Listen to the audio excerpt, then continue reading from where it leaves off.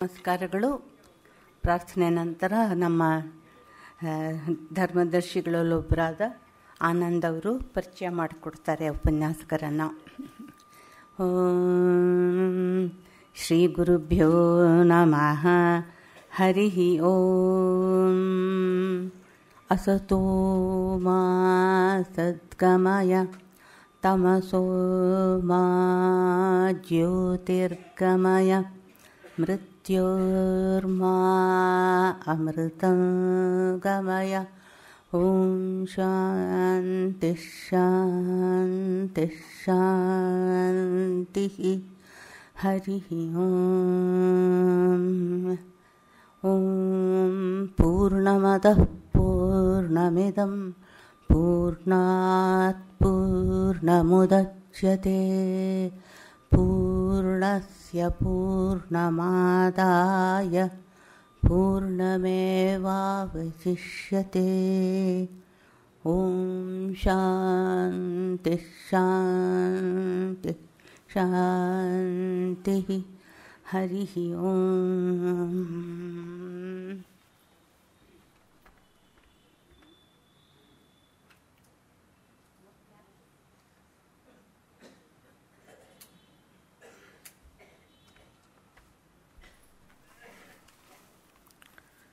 ಸಭೆಗೆ ನಮಸ್ಕಾರ. ಈಗ ಕಾರ್ಯಕ್ರಮ ಶುರುವಾಗ್ತಾ ಇದೆ. ಇಂದಿನ ಉಪನ್ಯಾಸದ ಪ್ರಮುಖರಾದ ನಾಡೋಜ ಡಾಕ್ಟರ್ ಕೃಷ್ಣಯ್ಯನವರು ಶ್ರೀರಾಮ ಪಟ್ಟಾಭಿಷೇಕದ ಬಗ್ಗೆ ಉಪನ್ಯಾಸನ ಕೊಡ್ತಾ ಇದ್ದಾರೆ. ಅವ್ರನ್ನ ಪರಿಚಯ ಮಾಡಿಕೊಡೋದು ಅಂದರೆ ಒಂಥರ ನಮಗೆ ಹಿಂದೇಟಾಗಕ್ಕಾಗುತ್ತೆ. ಕಾರಣ ಅವರು ಎಲ್ಲರಿಗೂ ಪರಿಚಿತರು. ಆದರೂ ಒಂದು ಪದ್ಧತಿಯಂತೆ ನಾನು ಮಾಡಿಕೊಡ್ಲೇಬೇಕಾಗಿದೆ.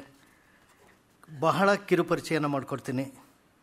ನಾಡೋಜ ಡಾಕ್ಟರ್ ಕೃಷ್ಣಯ್ಯನವರು ಮೈಸೂರು ವಿಶ್ವವಿದ್ಯಾಲಯದಲ್ಲಿ ಕನ್ನಡದಲ್ಲಿ MA ಪದವಿ ಪಡೆದು ಅಧ್ಯಾಪಕ ವೃತ್ತಿಯನ್ನು ಆರಿಸಿಕೊಂಡರು.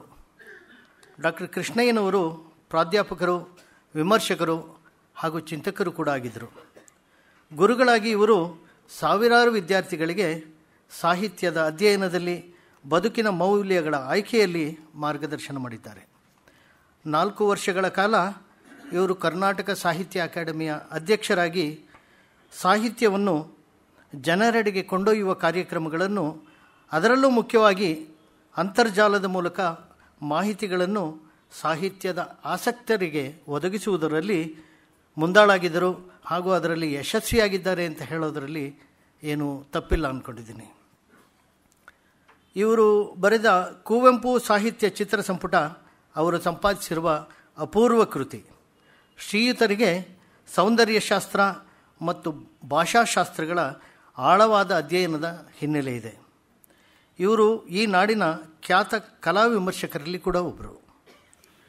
ಶ್ರೀಯುತರು ಕನ್ನಡ ರಾಜ್ಯೋತ್ಸವ ಪ್ರಶಸ್ತಿ, ಕುವೆಂಪು ಪ್ರಶಸ್ತಿ, ಜೂನ್ 2009ರಲ್ಲಿ ಮಾಸ್ತಿ ಪ್ರಶಸ್ತಿ, ನಾಡೋಜ ಪ್ರಶಸ್ತಿ ಹಾಗೂ ಡಾಕ್ಟರೇಟ್ ಕೂಡ ಪಡೆದಿದ್ದಾರೆ. ಮಾಸ್ತಿ ಅಧ್ಯಯನ ಪೀಠ ಹೊರತಂದ ತಿರುಪಾಣಿ ಎಂಬ ಧ್ವನಿ ಸುರುಳಿಗೆ ಕೃಷ್ಣಯ್ಯನವರು ಪರಿಚಯದ ಟಿಪ್ಪಣಿಗಳನ್ನು ಬಹಳ ಅಂದವಾಗಿ ನುಡಿದು ಅದನ್ನು ಅಚ್ಚುಕಟ್ಟಾಗಿ ಮಾಡಿಸಿಕೊಟ್ಟಿದ್ದಾರೆ. ಮತ್ತೊಂದು ವಿಶೇಷ ಅಂದರೆ ಇವರು ಪಾಶ್ಚಿಮಾತ್ಯ ಶಾಸ್ತ್ರೀಯ ಸಂಗೀತದಲ್ಲಿ ವಿಶೇಷ ಪ್ರೀತಿಯನ್ನು ಇಟ್ಟುಕೊಂಡು ಅದರ ಬಗ್ಗೆ ಬಹಳ ವಿಷಯಗಳನ್ನ ತಿಳಿದುಕೊಂಡಿದ್ದಾರೆ. ಅವರ ಮಾತನ್ನು ಕೇಳೋದಕ್ಕೆ ತಾವೆಲ್ಲ ಕಾಯ್ತಾ ಇದ್ದೀರಿ. ಹಾಗಾಗಿ ನಾಡೋಜ ಕೃಷ್ಣಯ್ಯ ಅವ್ರನ್ನ ನಾನು ಮುಂದಿನ ಕಾರ್ಯಕ್ರಮ ನಡೆಸ್ಕೊಡ್ಬೇಕು ಅಂತ ಕೇಳ್ಕೊಳ್ತೀನಿ. ಮತ್ತು ಈಗ ಅದು ಸರಿಯಾಗುತ್ತೆ. ಅದಕ್ಕೆ ಮಧ್ಯದಲ್ಲಿ ಒಂದೇ ಒಂದು ಇದು, ನಮ್ಮ ಈ ಮಾಸ್ತಿ MEJK ಹಾಗೂ ಮಾಸ್ತಿ ಅಧ್ಯಯನ ಪೀಠದ ಪರವಾಗಿ ಅವರಿಗೆ ಒಂದು ಸಣ್ಣ ಸನ್ಮಾನವನ್ನು ಇಟ್ಕೊಂಡಿದ್ದೀವಿ. ಅದಕ್ಕೆ ಮತ್ತು ಇದರಲ್ಲಿ ಈಗ MEJK, ಮಾಸ್ತಿ ಅಧ್ಯಯನ ಪೀಠ ಮತ್ತು ಸಾರ್ವಜನಿಕ ವಿಚಾರ ಸಂಸ್ಥೆ 3 ಸೇರಿಕೊಂಡು ಈ ಕಾರ್ಯಕ್ರಮಗಳು ನಡೆಸ್ತಾ ಇದೆ. ಸೊ ಅದರಿಂದ ರಾಮಸ್ವಾಮಿಯವರ ಮೇಲೆ ಬಂದು ಈ ಸನ್ಮಾನ ಕಾರ್ಯಕ್ರಮದಲ್ಲಿ ಭಾಗವಹಿಸಬೇಕು, ನಡೆಸ್ಕೊಡ್ಬೇಕು ಅಂತ ಕೇಳ್ಕೊಳ್ತೀನಿ.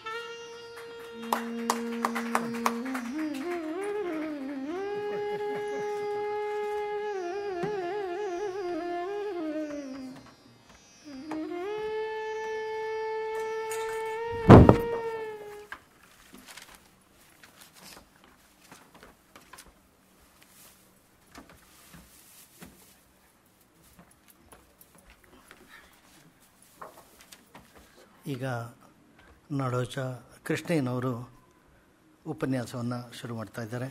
ತಾವೆಲ್ಲರೂ ಸಹಕರಿಸಬೇಕಾಗಿ ಪ್ರಾರ್ಥನೆ.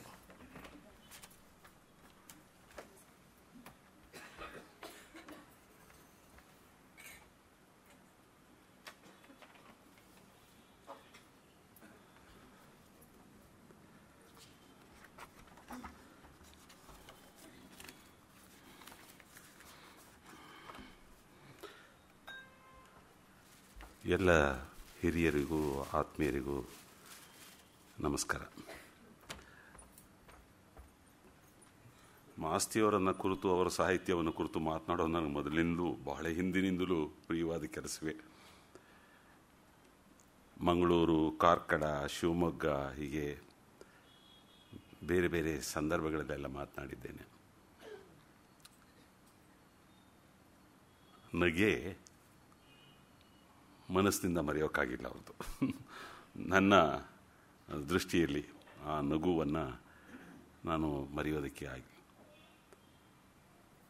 ಸಾಹಿತ್ಯ ಪರಿಷತ್ನ ಕಾರ್ಯದರ್ಶಿಯಾಗಿದ್ದ ಸಂದರ್ಭದಲ್ಲಿ ನಿಯತಕಾಲಿಕೆಯನ್ನು ಅಲ್ಲಿ ಪರಿಷತ್ನಲ್ಲಿ ಮುದ್ರಿಸ್ತಾ ಇದ್ದಾಗ ಆಗಾಗ್ಗೆ ಮನೆಗೆ ಹೋಗಿ ಪ್ರೂಫು ಇತ್ಯಾದಿ ತಿದ್ದಿಸೋದಕ್ಕೆ ಮಾಡೋದಕ್ಕೆ ಎಲ್ಲ ಹೋಗ್ತಾ ಇದ್ದದ್ದುಂಟು. ಆ ರೀತಿಯಲ್ಲಿ ಇವತ್ತು ಕೆಲ ತಿಂಗಳ ಹಿಂದೆ ರಾಮಸ್ವಾಮಿಯವರು ಮತ್ತು ರಾಮು ದೂರವಾಣಿ ಮಾಡಿ ಹೀಗೊಂದು ಮಾತನಾಡಬೇಕು, ಇಂಥ ಒಂದು ಕಾರ್ಯಕ್ರಮ ನಡೀತಾ ಇದೆ, ಇದೊಂದು 1.5 ವರ್ಷ ಹೀಗೆ ನಡ್ಕೊಂಡು ಬರುತ್ತೆ ಅಂತ ಹೇಳಿದಾಗ ಹೊಸ ವಿಷಯವನ್ನೇ ಏನಾದ್ರು ತೆಗೆದುಕೊಂಡು ಮಾತನಾಡೋಣ ಅಂತ ಅಂದ್ಕೊಂಡಿದ್ದೆ. ಆಮೇಲೆ ಅನ್ನಿಸ್ತು, ಆ ಸಂದರ್ಭದಲ್ಲಿ ತುಂಬ ಚರ್ಚಿತವಾಗ್ತಾ ಇದ್ದಂತಹ ವಿಷಯ, ವಿವಾದಕ್ಕೆ ಒಳಗಾಗಿದ್ದಂತಹ ಕೆಲವೊಂದು ವಿಷಯ, ಇಂಥದನ್ನು ಒಬ್ಬ ಹಿರಿಯ ವಿದ್ವಾಂಸರು ಹೇಗೆ ಅದನ್ನೆಲ್ಲ ಚಿಂತನೆ ಮಾಡಿದ್ದಾರೆ, ಆಲೋಚನೆ ಮಾಡಿದ್ದಾರೆ ಅಂತ. ಜೀವನ ಪೂರ್ಣ ಮಾಸ್ತಿಯವರು ರಾಮಾಯಣದ ಅಧ್ಯಯನವನ್ನು ಮಾಡುವಂಥದ್ದು. ಅವರು ಅದನ್ನು ಪಾರಾಯಣ ಅಂತಲೇ ದಿನನಿತ್ಯ ಪಾರಾಯಣ ಮಾಡುವಂಥದ್ದು. ಆ ಪಾರಾಯಣ ವಾಸ್ತವವಾಗಿ ಅದು ಅಧ್ಯಯನವಾಗಿರ್ತಿತ್ತು. ಪ್ರತಿಯೊಂದು ಸೂಕ್ಷ್ಮ ವಿಷಯದ ಬಗೆಗೂ ಅವರಿಗೆ ಚಿಂತನೆಗೆ ಅವಕಾಶವನ್ನು ಕಲ್ಪಿಸಿಕೊಡ್ತಾ ಇದ್ದಂಥದ್ದು. ಇಂಥ ಹಿರಿಯರು ರಾಮಾಯಣದ ವಿಷಯದಲ್ಲಿ ಈಗ ಇಷ್ಟೆಲ್ಲ ಚರ್ಚೆಗಳು ಆಗ್ತಾ ಇರುವಂಥ ಸಂದರ್ಭದಲ್ಲಿ ಅವರ ದೃಷ್ಟಿ ಏನು ಅನ್ನೋದು.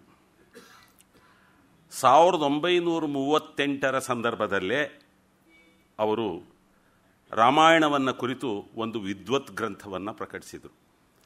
ಆದಿಕವಿ ವಾಲ್ಮೀಕಿ ಎನ್ನುವ ಗ್ರಂಥ. ಅಲ್ಲಿ ತಮ್ಮ ದೃಷ್ಟಿಯನ್ನು ಸಂಪೂರ್ಣವಾಗಿ, ಏನು ಬೇಕಿಲ್ಲ ಅಂತ ಅನಿಸುತ್ತೆ, ತಮ್ಮ ದೃಷ್ಟಿಯನ್ನು ಸಂಪೂರ್ಣವಾಗಿ ಆ ಕೃತಿಯಲ್ಲಿ ಒಂದೊಂದಾಗಿ ರಾಮಾಯಣದ ಒಂದೊಂದು ಭಾಗವನ್ನು ತೆಗೆದುಕೊಂಡು ವಿವರಿಸಿದ್ದಾರೆ, ಚರ್ಚೆ ಮಾಡಿದ್ದಾರೆ. ಅದಾದ ಸುಮಾರು 34-35 ವರ್ಷಗಳ ನಂತರ ಯಾವುದನ್ನು ಶಾಸ್ತ್ರೀಯವಾಗಿ ವಿದ್ವತ್ ದೃಷ್ಟಿಯಿಂದ ಅವರು ವಿಶ್ಲೇಷಣೆ ಮಾಡಿದ್ರೋ ಆ ಕೃತಿಯಿಂದ ಆದ ಅನುಭವಗಳನ್ನು 1972 ಒಂದು ಸೃಜನಶೀಲ ಕಾವ್ಯವಾಗಿ ಅದನ್ನು ಅವರು ರಚನೆ ಮಾಡಿದ್ರು. ಆ ಸೃಜನಶೀಲ ಕಾವ್ಯವೇ ಶ್ರೀರಾಮ ಪಟ್ಟಾಭಿಷೇಕ ಅನ್ನುವಂಥದ್ದು. ನನಗೆ ಇದೊಂದೇ ಕೃತಿಯನ್ನೇ ಹೇಳಬೇಕು ಅನ್ನೋದು ನನ್ನ ಮನಸ್ಸಿನೊಳಗೇನು ಇರಲಿಲ್ಲ. ಈ ನೆಪದಲ್ಲಿ ಅವರ ದೃಷ್ಟಿಯನ್ನೆಲ್ಲ ಸ್ವಲ್ಪ ವಿವರಿಸಬೇಕು ಅನ್ನೋದು ನನಗೆ ಮುಖ್ಯವಾಗಿತ್ತು. ಹೀಗಾಗಿ ಶ್ರೀರಾಮ ಪಟ್ಟಾಭಿಷೇಕಕ್ಕೆ ಸಂಬಂಧಪಟ್ಟಂತೆ ಮಾತನಾಡ್ತೇನೆ ಅಂತ ಒಪ್ಪಿಕೊಂಡೆ. ಆ ವಿಷಯವನ್ನೇ ಇವತ್ತು ಇಲ್ಲಿ ತಮ್ಮ ಮುಂದೆ ಮಂಡಿಸ್ತಾ ಇದ್ದೇನೆ, ಕೆಲವೊಂದು ವಿವರಗಳನ್ನು, ಅವರ ದೃಷ್ಟಿಯನ್ನು. 3 ಪುಸ್ತಕಗಳು ರಾಮಾಯಣಕ್ಕೆ ಸಂಬಂಧಪಟ್ಟವು ಅವರದು. ಆದಿಕವಿ ವಾಲ್ಮೀಕಿ, ಅನಂತರ ಉತ್ತರಕಾಂಡ ವಿಚಾರ ಅಂತ ಒಂದಿದೆ. ಮಾಸ್ತಿಯವರ ದೃಷ್ಟಿಯಲ್ಲಿ ಯಾವುದನ್ನು ಇವತ್ತು ನಾವು ರಾಮಾಯಣ, ವಾಲ್ಮೀಕಿ ರಾಮಾಯಣ ಎಂದು ಸ್ವೀಕರಿಸ್ತಾ ಇದ್ದೇವೋ, ಆ ರಾಮಾಯಣದಲ್ಲಿ ಅನೇಕ ಭಾಗಗಳು ಪ್ರಕ್ಷಿಪ್ತ ಅಂತ ಅವ್ರದ್ದು. ಅದರಲ್ಲಿ ಉತ್ತರಕಾಂಡವಂತೂ ಸಂಪೂರ್ಣವಾಗಿ ಪ್ರಕ್ಷಿಪ್ತವಾದದ್ದು, ಅನಂತರ ಯಾರೋ ಅದನ್ನು ಸೇರಿಸಿದ್ದು ಅಂತ ಅದಕ್ಕಾಗಿಯೇ ಒಂದು ಗ್ರಂಥವನ್ನು ಅವರು ರಚನೆ ಮಾಡಿದ್ರು. ಅದನ್ನು ನಾವು ಬಿಡಬಹುದು. ರಾಮಾಯಣದ ಕೊನೆಯ ಆ ಭಾಗದವರೆಗೆ ಮಾತ್ರ, ಪಟ್ಟಾಭಿಷೇಕದವರೆಗೆ ಮಾತ್ರ ಯೋಚನೆ ಮಾಡ್ಬೋದು. ಇನ್ನೊಂದು ಆದಿಕವಿ ವಾಲ್ಮೀಕಿ ಮತ್ತು ಶ್ರೀರಾಮ ಪಟ್ಟಾಭಿಷೇಕ. ಇವುಗಳ ಆಧಾರದ ಮೇಲೆ ಇವತ್ತು ಉಂಟಾಗಿರುವ ಕೆಲವೊಂದು ಗೊಂದಲಗಳಿಗೆ ನಾನೇನಾದರೂ ಉತ್ತರ ಕಂಡುಕೊಳ್ಳೋಕೆ ಸಾಧ್ಯವಾ ಅಂತ ನನ್ನ ಆಲೋಚನೆ. ನಿಮಗಾಗಿಯೇ ಅಲ್ಲ, ನನಗಾಗಿಯೇ ಪತ್ರಿಕೆಗಳಲ್ಲಿ ಓದಿದ ಸಂದರ್ಭದಲ್ಲಿ ನನಗಾಗಿಯೇ ಕೆಲವೊಮ್ಮೆ ಆಲೋಚನೆಗಳು ಬಂದದ್ದನ್ನು ಇದರ ಮೂಲಕ ನಾನು ಕಂಡುಕೊಳ್ಳೋದಕ್ಕೆ ಸಾಧ್ಯವೇ, ಏನಾದರೂ ಪರಿಹಾರವನ್ನು ಕಾಣೋದಕ್ಕೆ ಸಾಧ್ಯವೇ, ಒಂದು ವೇಳೆ ಪರಿಹಾರ ಸಿಕ್ಕರೆ ಅದು ಯಾವ ಬಗೆಯದು ಆಗಿರಬಹುದು ಅನ್ನುವಂಥದ್ದು.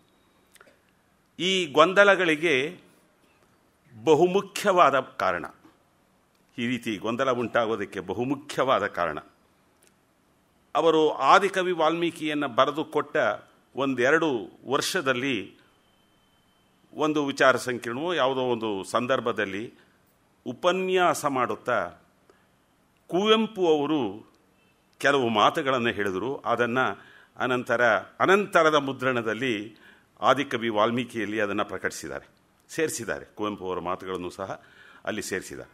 ಈ ಮಾತು ಇವತ್ತಿಗೂ ಪ್ರಸ್ತುತ, ಅಷ್ಟು ಮಾತ್ರ ಅಲ್ಲ, ಸತ್ಯ ಅಂತ ನನಗೆ ಅನಿಸುತ್ತೆ. ಆ ಮಾತುಗಳು ಹೀಗಿವೆ. ಅವರು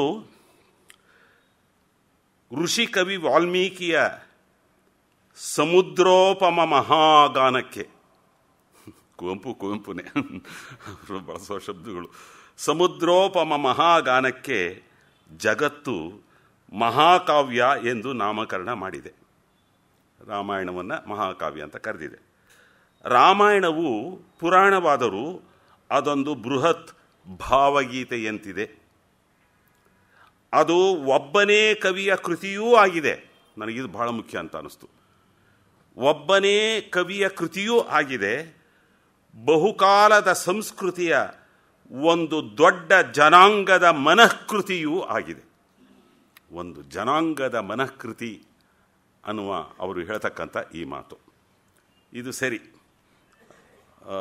ವಾಲ್ಮೀಕಿ ರಾಮಾಯಣವನ್ನು ಕುರಿತು ಹೇಳೋದು, ಮುಂದೆ ಹೇಳೋದು ನೋಡಿ. ವಾಲ್ಮೀಕಿಯ ಮಹಾಕೃತಿ ಚರಿತ್ರೆಯಲ್ಲ. ವಾಲ್ಮೀಕಿಯ ಮಹಾಕೃತಿ ಚರಿತ್ರೆಯಲ್ಲ, ಕಾವ್ಯ.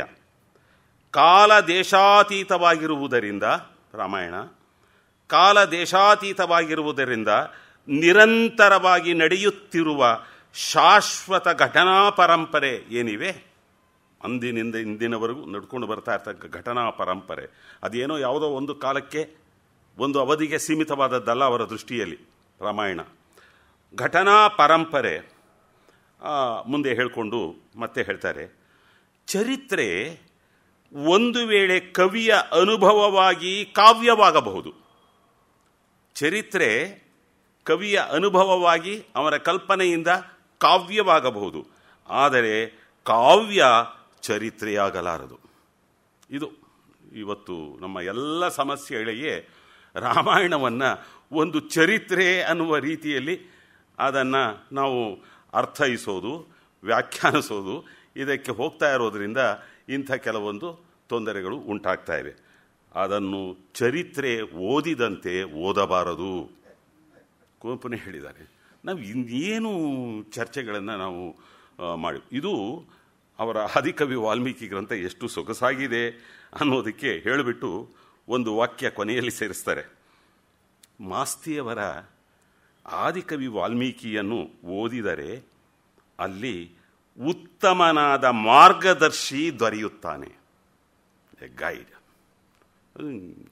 ಎಷ್ಟು ಆ ಕಾಲಕ್ಕೆ 1940ರ ಕಾಲದಲ್ಲೇ ಕುವೆಂಪು ಮಾಸ್ತಿಯವರ ಗ್ರಂಥವನ್ನು, ಬರೀ ಗ್ರಂಥ ಅಷ್ಟೇ ಅಲ್ಲ, ಆ ದೃಷ್ಟಿಯನ್ನು, ಅವರ ದೃಷ್ಟಿಯನ್ನು ಕುರಿತು ಹೇಳಿರ್ತಕ್ಕಂಥ ಮಾತುಗಳು.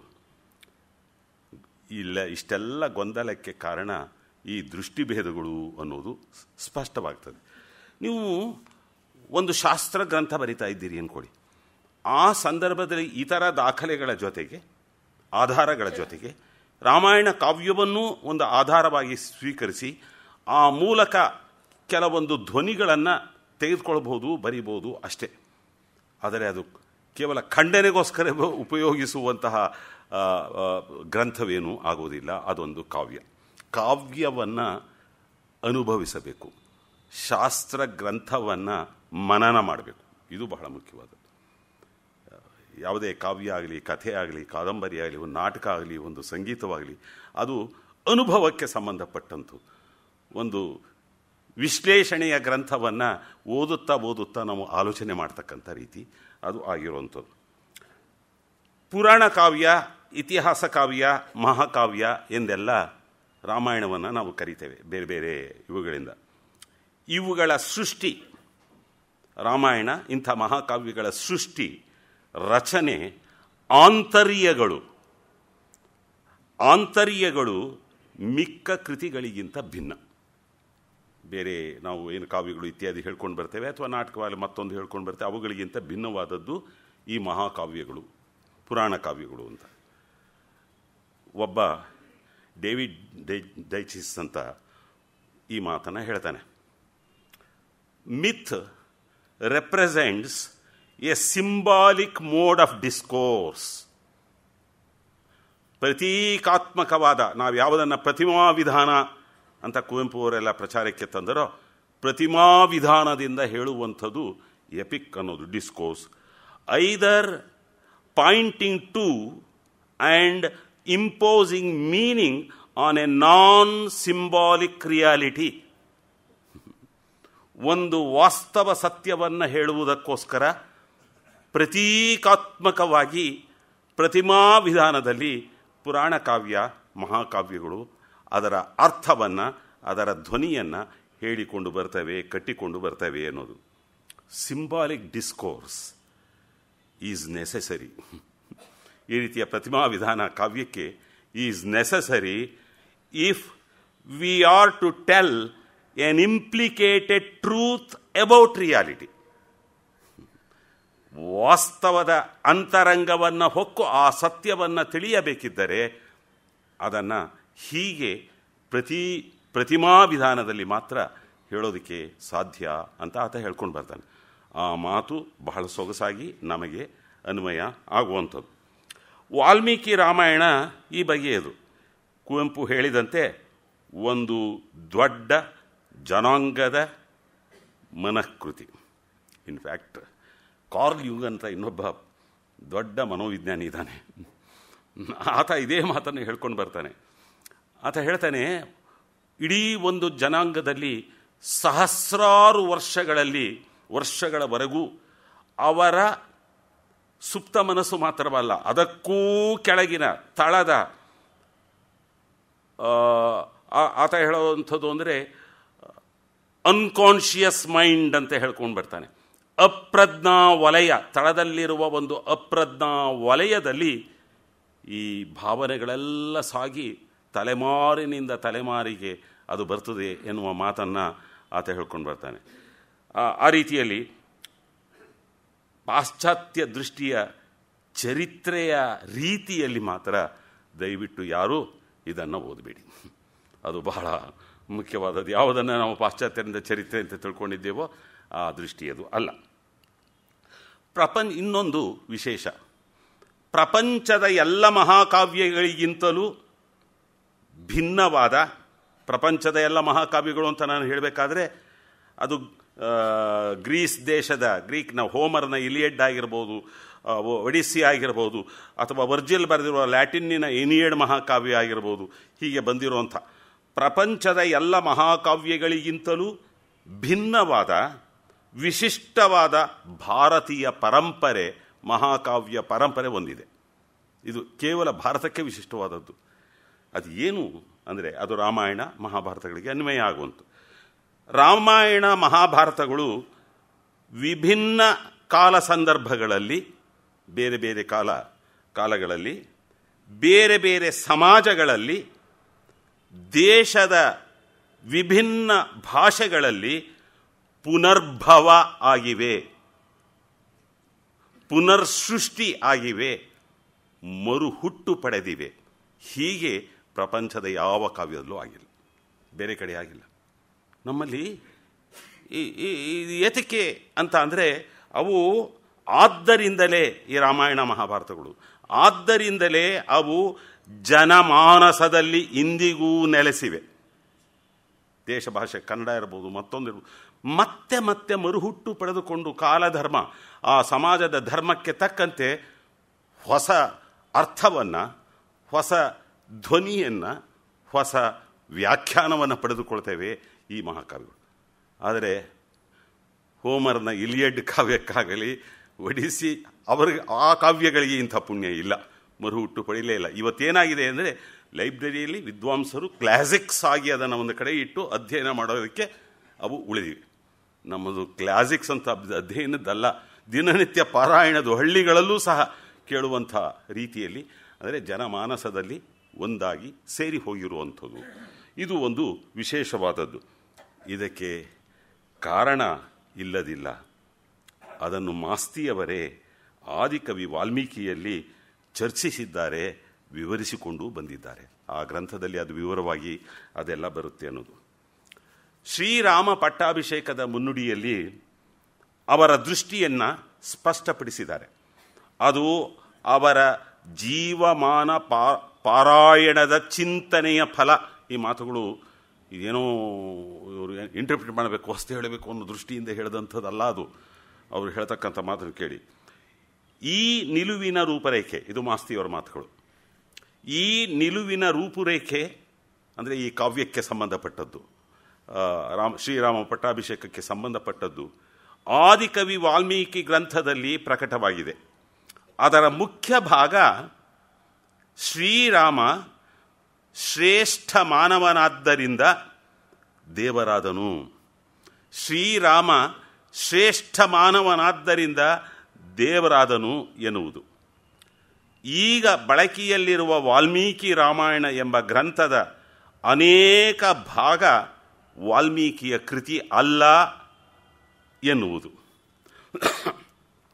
ಉತ್ತರಕಾಂಡದ ವಿಷಯವನ್ನು ನಾನು ಆಗಲೇ ಪ್ರಕ್ಷಿಪ್ತ ಅನ್ನೋದು, ಬಾಲಕಾಂಡದಲ್ಲೂ ಪ್ರಾರಂಭದ ಕೆಲವು ಭಾಗಗಳು ಪ್ರಕ್ಷಿಪ್ತ ಅಂತ ಮಾಸ್ತಿಯವರು ಅದನ್ನು ವಿವರವಾಗಿ ಹೇಳ್ತಾರೆ. ಯಾವ ಭಾಗ ವಾಲ್ಮೀಕಿಯ ಶಿಷ್ಯ ಯಾವುದನ್ನು ಸೇರಿಸಿರ್ಬೋದು, ಅಥವಾ ಅವನಿಂದ ಕೇಳ್ಕೊಂಡು ಬೇರೆಯವರು ಇನ್ಯಾರು ಮಧ್ಯದಲ್ಲಿ ಸೇರಿಸಿರ್ಬೋದು, ಅದನ್ನೆಲ್ಲ ಅವರು ಚರ್ಚೆ ಮಾಡಿಕೊಂಡು ಬರ್ತಾರೆ. ಅವರ ಮಾತುಗಳೇ ಮುಂದೆ. ಅದ್ಭುತಗಳನ್ನು, ಪವಾಡಗಳನ್ನು ನಂಬದೇ ಇರುವುದು. ನಾವೆಷ್ಟೇ ಮಾಸ್ತಿಯವರನ್ನು ಸಾಂಪ್ರದಾಯಿಕ ವಾತಾವರಣದಲ್ಲಿ ಬೆಳೆದವರು, ಅದನ್ನೆಲ್ಲ ಇಷ್ಟಪಡುವಂಥವರು, ಕೊನೆವರೆಗೂ ಕೆಲವೊಂದು ರೂಢಿ ಅವರಲ್ಲಿ ಇದ್ದದ್ದೇ ಅಂತ ಹೇಳಿದರೂ ಅವರದು ಅಷ್ಟೇ ಆಧುನಿಕ ಮನಸ್ಸಾಗಿತ್ತು ಅನ್ನುವುದನ್ನು ನಾವು ಮರೆಯುವಾಗಿಲ್ಲ. ಅದ್ಭುತಗಳನ್ನು, ಪವಾಡಗಳನ್ನು ನಂಬದೇ ಇರುವುದು, ಮಾನವ ವ್ಯವಹಾರದಲ್ಲಿ ದೇವತೆಗಳು ಪ್ರತ್ಯಕ್ಷ ಪ್ರವೇಶಿಸಿದರು ಎಂಬುದನ್ನು ಒಪ್ಪದೇ ಇರುವುದು. ಇದು ಎಲ್ಲ ಮಹಾಕಾವ್ಯಗಳು ನಡೆಯುವಂಥದ್ದೇ. ಇದೆಲ್ಲ ಅವರು ಬಾಲ್ಕನಿಯಲ್ಲಿ ದೇವತೆಗಳು ಕಾಯ್ಕೊಂಡಿರ್ತಾರೆ ಅಂತ, ಈ ಮೋಡಗಳ ಬಾಲ್ಕನಿಯಲ್ಲಿ ದೇವತೆಗಳು ಕಾಯ್ಕೊಂಡಿರ್ತಾರೆ, ಇಲ್ಲಾದ ಕೂಡಲೇ ಅವರಿಗೆ ಹೂ ಮಳೆ ಕರೆಯೋದಕ್ಕೋಸ್ಕರ ಇತ್ಯಾದಿಗಳು ಅನ್ನುವಂಥದ್ದು ಇದು ಎಂಬುದನ್ನು ಒಪ್ಪದೇ ಇರುವುದು. ಇದರ ಫಲವಾಗಿ ನಾನು ಕಥೆಯಲ್ಲಿ ಮಾರ್ಪಾಡುಗಳನ್ನು, ಅವನ್ನು ಏಕೆ ಮಾಡಿದೆ ಎಂಬ ವಿಷಯವನ್ನು ಕಾವ್ಯದ ಕೊನೆಯಲ್ಲಿ ಟಿಪ್ಪಣಿ ಕೊಟ್ಟಿದ್ದಾರೆ ಒಂದಷ್ಟು. ಆ ಟಿಪ್ಪಣಿಗಳಲ್ಲಿ ಅದನ್ನೆಲ್ಲ ಅವರು ವಿವರಿಸಿದ್ದಾರೆ. ಹೀಗಾಗಿ ರಾಮಾಯಣದ ಆಂತರ್ಯವನ್ನು, ನನಗೆ ಈ ಆಂತರ್ಯ ಶಬ್ದ ನಾನು ಬಹಳ ಉದ್ದೇಶಪೂರ್ವಕವಾಗಿ ಬಳಸ್ತಾ ಇದ್ದೇನೆ. ನಾವು ಹೊರಗಿನ ಕೆಲವೊಂದು ಇವುಗಳಿಗೆ ಹೇಗೆ ಆಕರ್ಷಿತರಾಗಿಬಿಡ್ತೇವೆ, ಆ ನಿಜವಾದ ಸತ್ವವನ್ನೇ ಹಿಡಿಯೋದಿಲ್ಲ ಅನ್ನೋ ಕಾರಣಕ್ಕೋಸ್ಕರ ಈ ಶಬ್ದವನ್ನು ನಾನು ಬಳಸ್ತಾ ಇರ್ತೇನೆ. ರಾಮಾಯಣದ ಆಂತರ್ಯವನ್ನು, ಸತ್ವವನ್ನು ಅಭಿವ್ಯಕ್ತಿಸುವುದು ಮಾಸ್ತಿಯವರ ಉದ್ದೇಶ ಆಗಿತ್ತು. ಈ ಕಾವ್ಯದ ಮೂಲಕ ಅದನ್ನು ಹೇಳೋದು ಅವರ ಉದ್ದೇಶವಾಗಿತ್ತು. ಇಲ್ಲಿ ಒಂದು ಟಿ.ಎಸ್. ಎಲಿಯಟ್ ಹೇಳುವ ಒಂದು ಮಾತನ್ನು ನಾನು ಹೇಳಿದ್ರೆ ಅದು ತಪ್ಪಲ್ಲ. ಅದು ಇವತ್ತಿಗೂ ಇಡೀ ಪ್ರಪಂಚದಲ್ಲೆಲ್ಲರೂ ಟ್ರೆಡಿಷನ್ ಆ್ಯಂಡ್ ಇಂಡಿವಿಜುವಲ್ ಟ್ಯಾಲೆಂಟ್ ಅನ್ನುವ ಒಂದು ಎಸ್ಸೆಯಲ್ಲಿ ಅದ್ಭುತವಾಗಿ ಬಹಳ ಸೊಗಸಾಗಿ ಅದನ್ನು ಆತ ಹೇಳ್ಕೊಂಡು ಬರ್ತಾನೆ.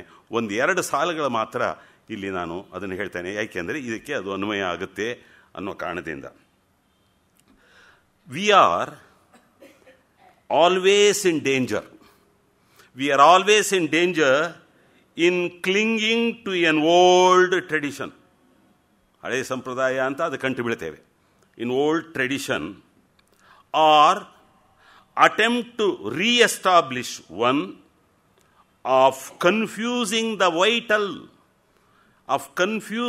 vital and the unessential.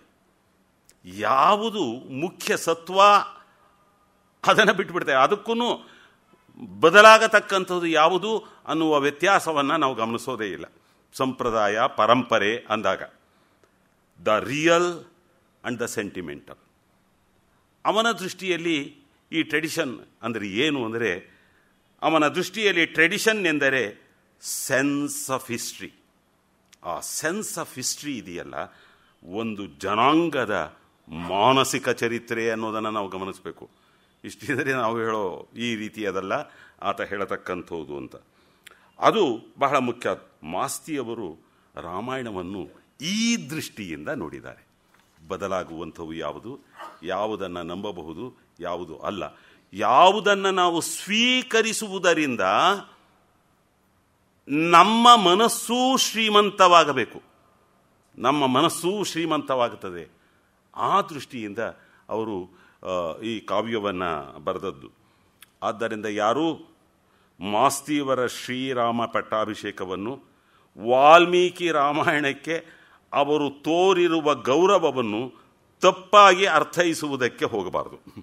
ಅವರು ಬದಲಾವಣೆಗಳನ್ನು ಏನು ಮಾಡ್ಕೊಂಡಿದ್ದಾರೆ ಅದನ್ನು ನೋಡಿ ಅವರು ಹೀಗೆ ಮಾಡಿಬಿಟ್ಟಿದ್ದಾರೆ ಸರಿನೇ, ಅದನ್ನು ತಪ್ಪಾಗಿ ನಾವು ಅರ್ಥೈಸುವುದಕ್ಕೆ ಹೋಗಬಾರದು. ಏಕೆಂದರೆ ಒಬ್ಬ ಕ್ರಿಟಿಕ್ ಹೇಳಿರೋ ಮಾತನ್ನು ಇಲ್ಲಿ ಬಳಸ್ಕೊತೀನಿ ನಾನು ಮಾಸ್ತಿಯವರಿಗೆ. Not an improvement on but an interpretation. ಯಾವಾಗಲೂ ಹಾಗೆ.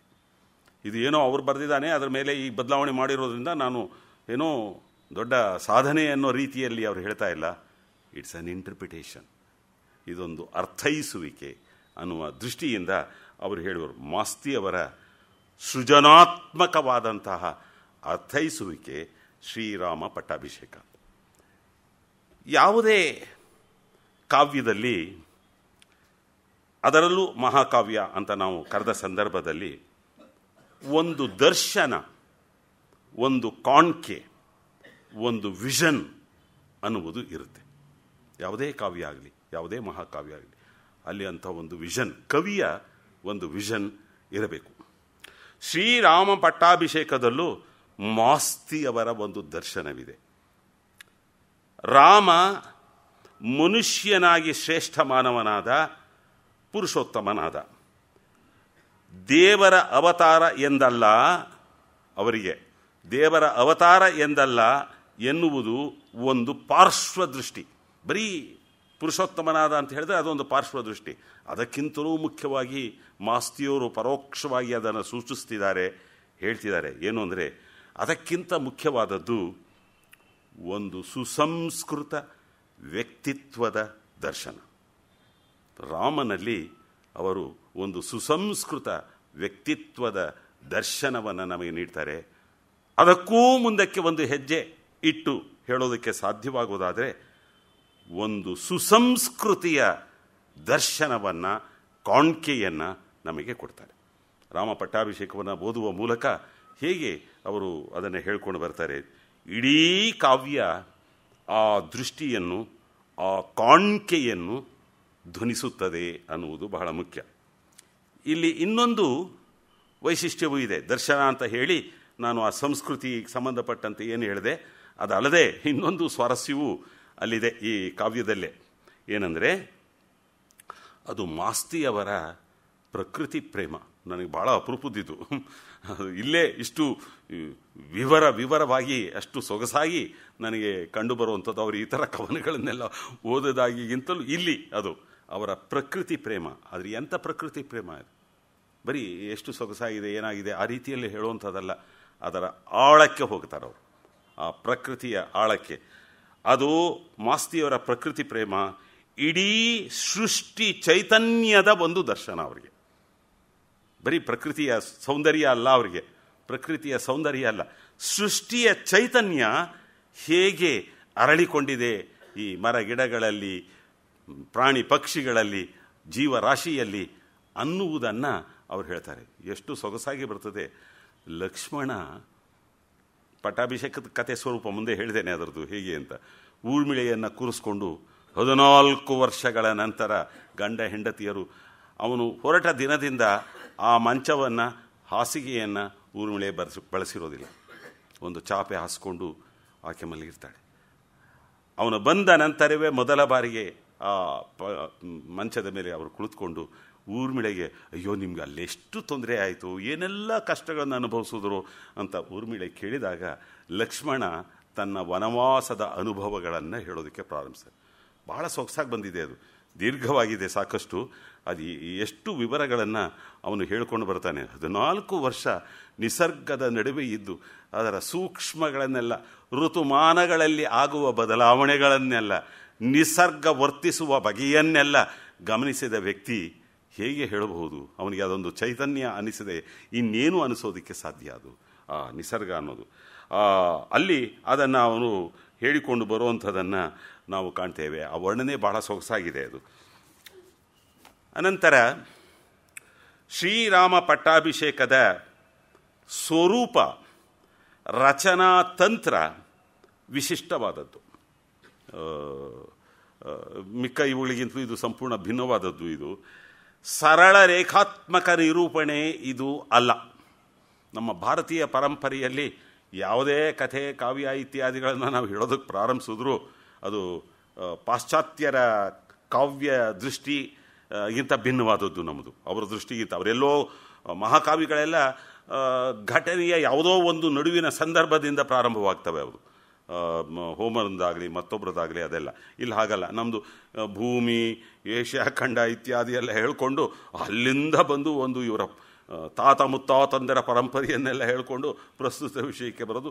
ಅದು ಲೀನಿಯರ್ ನರೇಷನ್ ಅದು ಅನಿಸಿಕೊಳ್ಳತಕ್ಕಂಥ ರೀತಿ. ಅದು ಆ ರೀತಿಯ ಸರಳ ರೇಖಾತ್ಮಕ ನಿರೂಪಣೆ ಇದು ಅಲ್ಲ ಇಲ್ಲಿರುವಂಥದ್ದು. ಇದು ಸಂವಾದ ಕಥನ ತಂತ್ರ, ಎ ಕೈಂಡ್ ಆಫ್ ಡಿಸ್ಕೋರ್ಸ್ ಇಲ್ಲಿ ಇರ್ತಕ್ಕಂಥ ಸಂವಾದ ಕಥನ ತಂತ್ರ.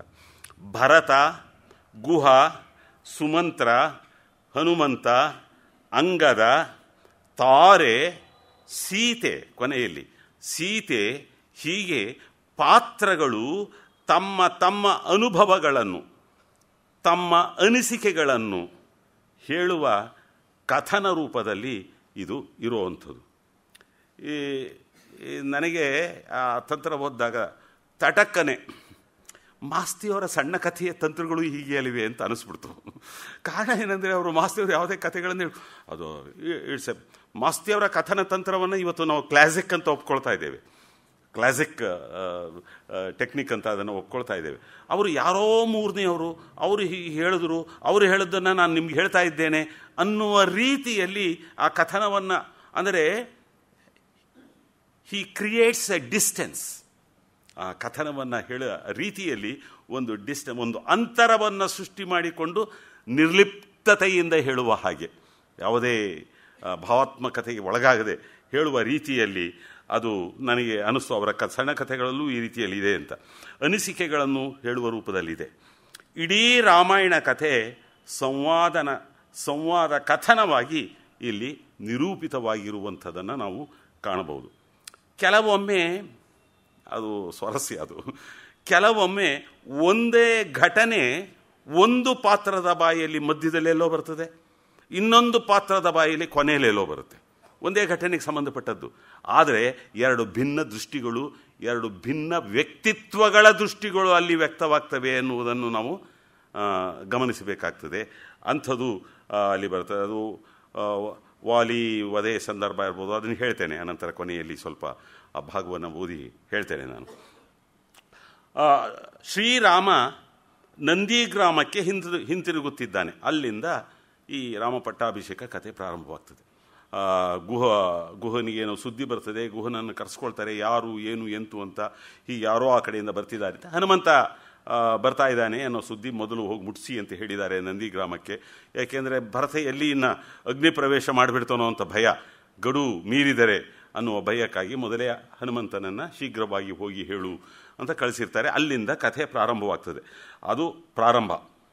ಕೊನೆಗೆ ಪಟ್ಟಾಭಿಷೇಕವಾದ ಮೇಲೆ, ಇದು ಮಾಸ್ತಿಯವರಿಗೆ ಪ್ರಿಯವಾದದ್ದು, ಪಟ್ಟಾಭಿಷೇಕವಾದ ಮೇಲೆ ವಸಿಷ್ಠರು ಹೇಳುವ ರಾಜಧರ್ಮದ ಪ್ರಜಾಪರಿಪಾಲನೆಯ ಕ್ರಮದ ಉಪದೇಶದಿಂದ ಕಾವ್ಯ ಮುಕ್ತಾಯವಾಗ್ತದೆ. ಅವ್ರಿಗೆ ಅದು ಬಹಳ ಇಷ್ಟವಾದದ್ದು. ರಾಜಧರ್ಮ ಅಂದರೆ ಏನು, ಹೇಗೆ ನಡ್ಕೊಳ್ಬೇಕು ರಾಜನಾದಂಥವನು, ಬರೀ ವೈಭವ ಅಲ್ಲ, ಅವನು ಹೇಗೆ ಪ್ರಜೆಗಳಿಗಾಗಿ ಅವನು ಬದುಕಬೇಕು ಅನ್ನೋ ಎಲ್ಲ ವಿವರಗಳನ್ನು ಆ ವಸಿಷ್ಠರ ಮೂಲಕ ಕೊನೆಯಲ್ಲಿ ಹೇಳಿಸುವಂಥದ್ದು ಬರ್ತದೆ. ಇದು ಪ್ರಾರಂಭ, ಅದು ಅಂತ್ಯ. ಪಟ್ಟಾಭಿಷೇಕ ಆದಮೇಲೆ ಘಟನೆಗಳು ಆಯಾ ಪಾತ್ರಗಳು ಕಂಡ ಬಗೆಯಾಗಿ ವರ್ಣಿತವಾಗುವುದು. ಅವರು ಹೇಗೆ ಕಂಡ್ರೋ ಹಾಗೆ, ಅಥವಾ ಕೇಳಿದರೆ ಕೇಳಿರುವ ರೀತಿಯಲ್ಲಿ ವರ್ಣಿತವಾಗತಕ್ಕಂಥದ್ದು. ಎಂದರೆ ಇದರ ಪರಿಣಾಮ ಅಥವಾ ಇದರ ಫಲ ಏನು ಅಂದರೆ, ನಾನು ಕವಿ, ದೊಡ್ಡ ಕವಿ, ವಿದ್ವಾಂಸ, ವಿದ್ವತ್ತುಳ್ಳವನು ನಾನು ಹೇಳ್ಕೊಂಡು ಬಂದರೆ ಆ ರೀತಿಗೂ ಇವರು ಈ ಪಾತ್ರಗಳ ಮೂಲಕ ಕಥನವನ್ನು ನಿರೂಪಿಸೋದ್ರಿಂದ ಏನಾಗ್ತದೆ ಅಂದರೆ, ಇಲ್ಲಿ ಬಹಳ ಮುಖ್ಯವಾಗಿ ಮನುಷ್ಯ ದೃಷ್ಟಿಯ ನಿರೂಪಣೆ ಆಗುತ್ತದೆ ಉದ್ದಕ್ಕೂ. ಒಬ್ಬ ಗುಹ, ಒಬ್ಬ ಅಂಗದ, ಒಬ್ಬ ಹನುಮಂತ, ಒಬ್ಬ ತಾರೆ, ಒಬ್ಬ ಸೀತೆ, ಕೊನೆಗೆ ಮಂಥರೆದು ಬರ್ತದೆ ಎಲ್ಲೋ ಚುಟುಕ. ಅದೇಕೋ ನನಗಿನ್ನೂ ಸಂದೇಹ, ಮಂಥರೇನು ಯಾಕೆ ಬಿಟ್ಬಿಟ್ರಿ ಇವರು ಮಧ್ಯದಲ್ಲೇನೆ, ಹೇಳೋದೇ ಇಲ್ವಲ್ಲ, ತರೋದೇ ಇಲ್ವಲ್ಲ. ಅವರ ಮನಸ್ಸಿಗೆ ಅಷ್ಟು ಆಕೆಯ ಬಗೆಗೆ ಸಮಾಧಾನವಾಗಿಲ್ಲ ಅಂತ ಕಾಣಿಸುತ್ತೆ. ಕೊನೆಯಲ್ಲೆಲ್ಲೋ 2 ಪುಟ ಬರ್ತದೆ ಕಾವ್ಯದಲ್ಲಿ, ಇಡೀ ಕಾವ್ಯದಲ್ಲಿ 2 ಪುಟದಲ್ಲಿ ಅವಳು ಸ್ವಲ್ಪ ನನ್ನ ಮಾತನ್ನು ಕೇಳೋದು, ಆದರೂ ಹೀಗಾಯಿತು ಹಾಗಾಯಿತು ಅಂತ ಆಕೆ ಹೇಳ್ಕೊಳ್ಳೋವಂಥದ್ದು, ಮಾತನಾಡ್ಕೊಳ್ಳೋವಂಥದ್ದು ಒಂದಷ್ಟು ಬರ್ತದೆ ಅಷ್ಟೇ. ಹಾಗೆ ಬೇರೆ ಬೇರೆ ಪಾತ್ರಗಳ ಮೂಲಕ ಹೇಳಿಸೋದ್ರಿಂದ ಪ್ರತಿಯೊಂದು ಮನುಷ್ಯ ದೃಷ್ಟಿಯ ಪ್ರತಿಪಾದನೆ ಆಗ್ತವೆ ಅಂತ. ಅದು ಬಹಳ ಮುಖ್ಯ. ಏನೋ ಎತ್ತರದಲ್ಲಿ ನಾನು ನಿಂತು ಉಪದೇಶ ಮಾಡುವ ರೀತಿಯಲ್ಲ, ನಿಮ್ಮ ಜೊತೆಗೆ ಕುಳಿತು ಅನುಭವವನ್ನು ಹಂಚಿಕೊಳ್ಳುವ ಆತ್ಮೀಯ ಬಗೆ ಏನಿದೆ, ಆ ಬಗೆ ಇಲ್ಲಿ ವ್ಯಕ್ತವಾಗ್ತದೆ ಅನ್ನುವಂಥದ್ದು. ಅದು ಭಕ್ತಿ ಇರಬಹುದು, ಅದು ಗೌರವ ಇರಬಹುದು, ಅಥವಾ ಅದು ಪಶ್ಚಾತ್ತಾಪದ ದನಿಯ ಮಾತುಗಳಾಗಿರ್ಬೋದು. ಹೇಳ್ಕೊಳ್ಳುವಾಗ ಆ ರೀತಿಯಲ್ಲೇ ಕಾವ್ಯ ನಿರೂಪಿತವಾಗಿರುವಂಥದ್ದನ್ನು ಪಾತ್ರಗಳ ಮೂಲಕ ಕಾಣ್ಬೋದು. ಈ ನಿರೂಪಣಾ ತಂತ್ರ ರಾಮಾಯಣದ ಪುರಾಣ ಸ್ವರೂಪವನ್ನು ಕಳಚಿ, ಹೇಗಿದ್ರೂ ಅದ್ಭುತಗಳು ಬರೋದಿಲ್ಲ ಇದರಲ್ಲಿ, ಅವೆಲ್ಲ ಬರದೇ ಇರೋದ್ರಿಂದ ಆ ಪುರಾಣದ ಸ್ವರೂಪವನ್ನು ಕಳಚಿ ಕಾವ್ಯದೃಷ್ಟಿಯನ್ನು ನೀಡುತ್ತದೆ. ಏನದು ಕಾವ್ಯದೃಷ್ಟಿ? ಮನುಷ್ಯರ ಅಂತರಂಗವನ್ನು ಹೊಕ್ಕು ಅವರ ಮನಸ್ಸಿನ ಭಾವನೆಗಳನ್ನು ಅಭಿವ್ಯಕ್ತಿಗೊಳಿಸುವಂತಹ ಒಂದು ರೀತಿಯದು. ಆ ಕಾವ್ಯದೃಷ್ಟಿಯನ್ನು ಇಲ್ಲಿ ನೀಡುತ್ತೆ. ಆ ಪುರಾಣದ ಇದನ್ನು ಪರಿವೇಶವನ್ನು ಕಳಚಿ ಹಾಕುತ್ತೆ ಅನ್ನೋದು.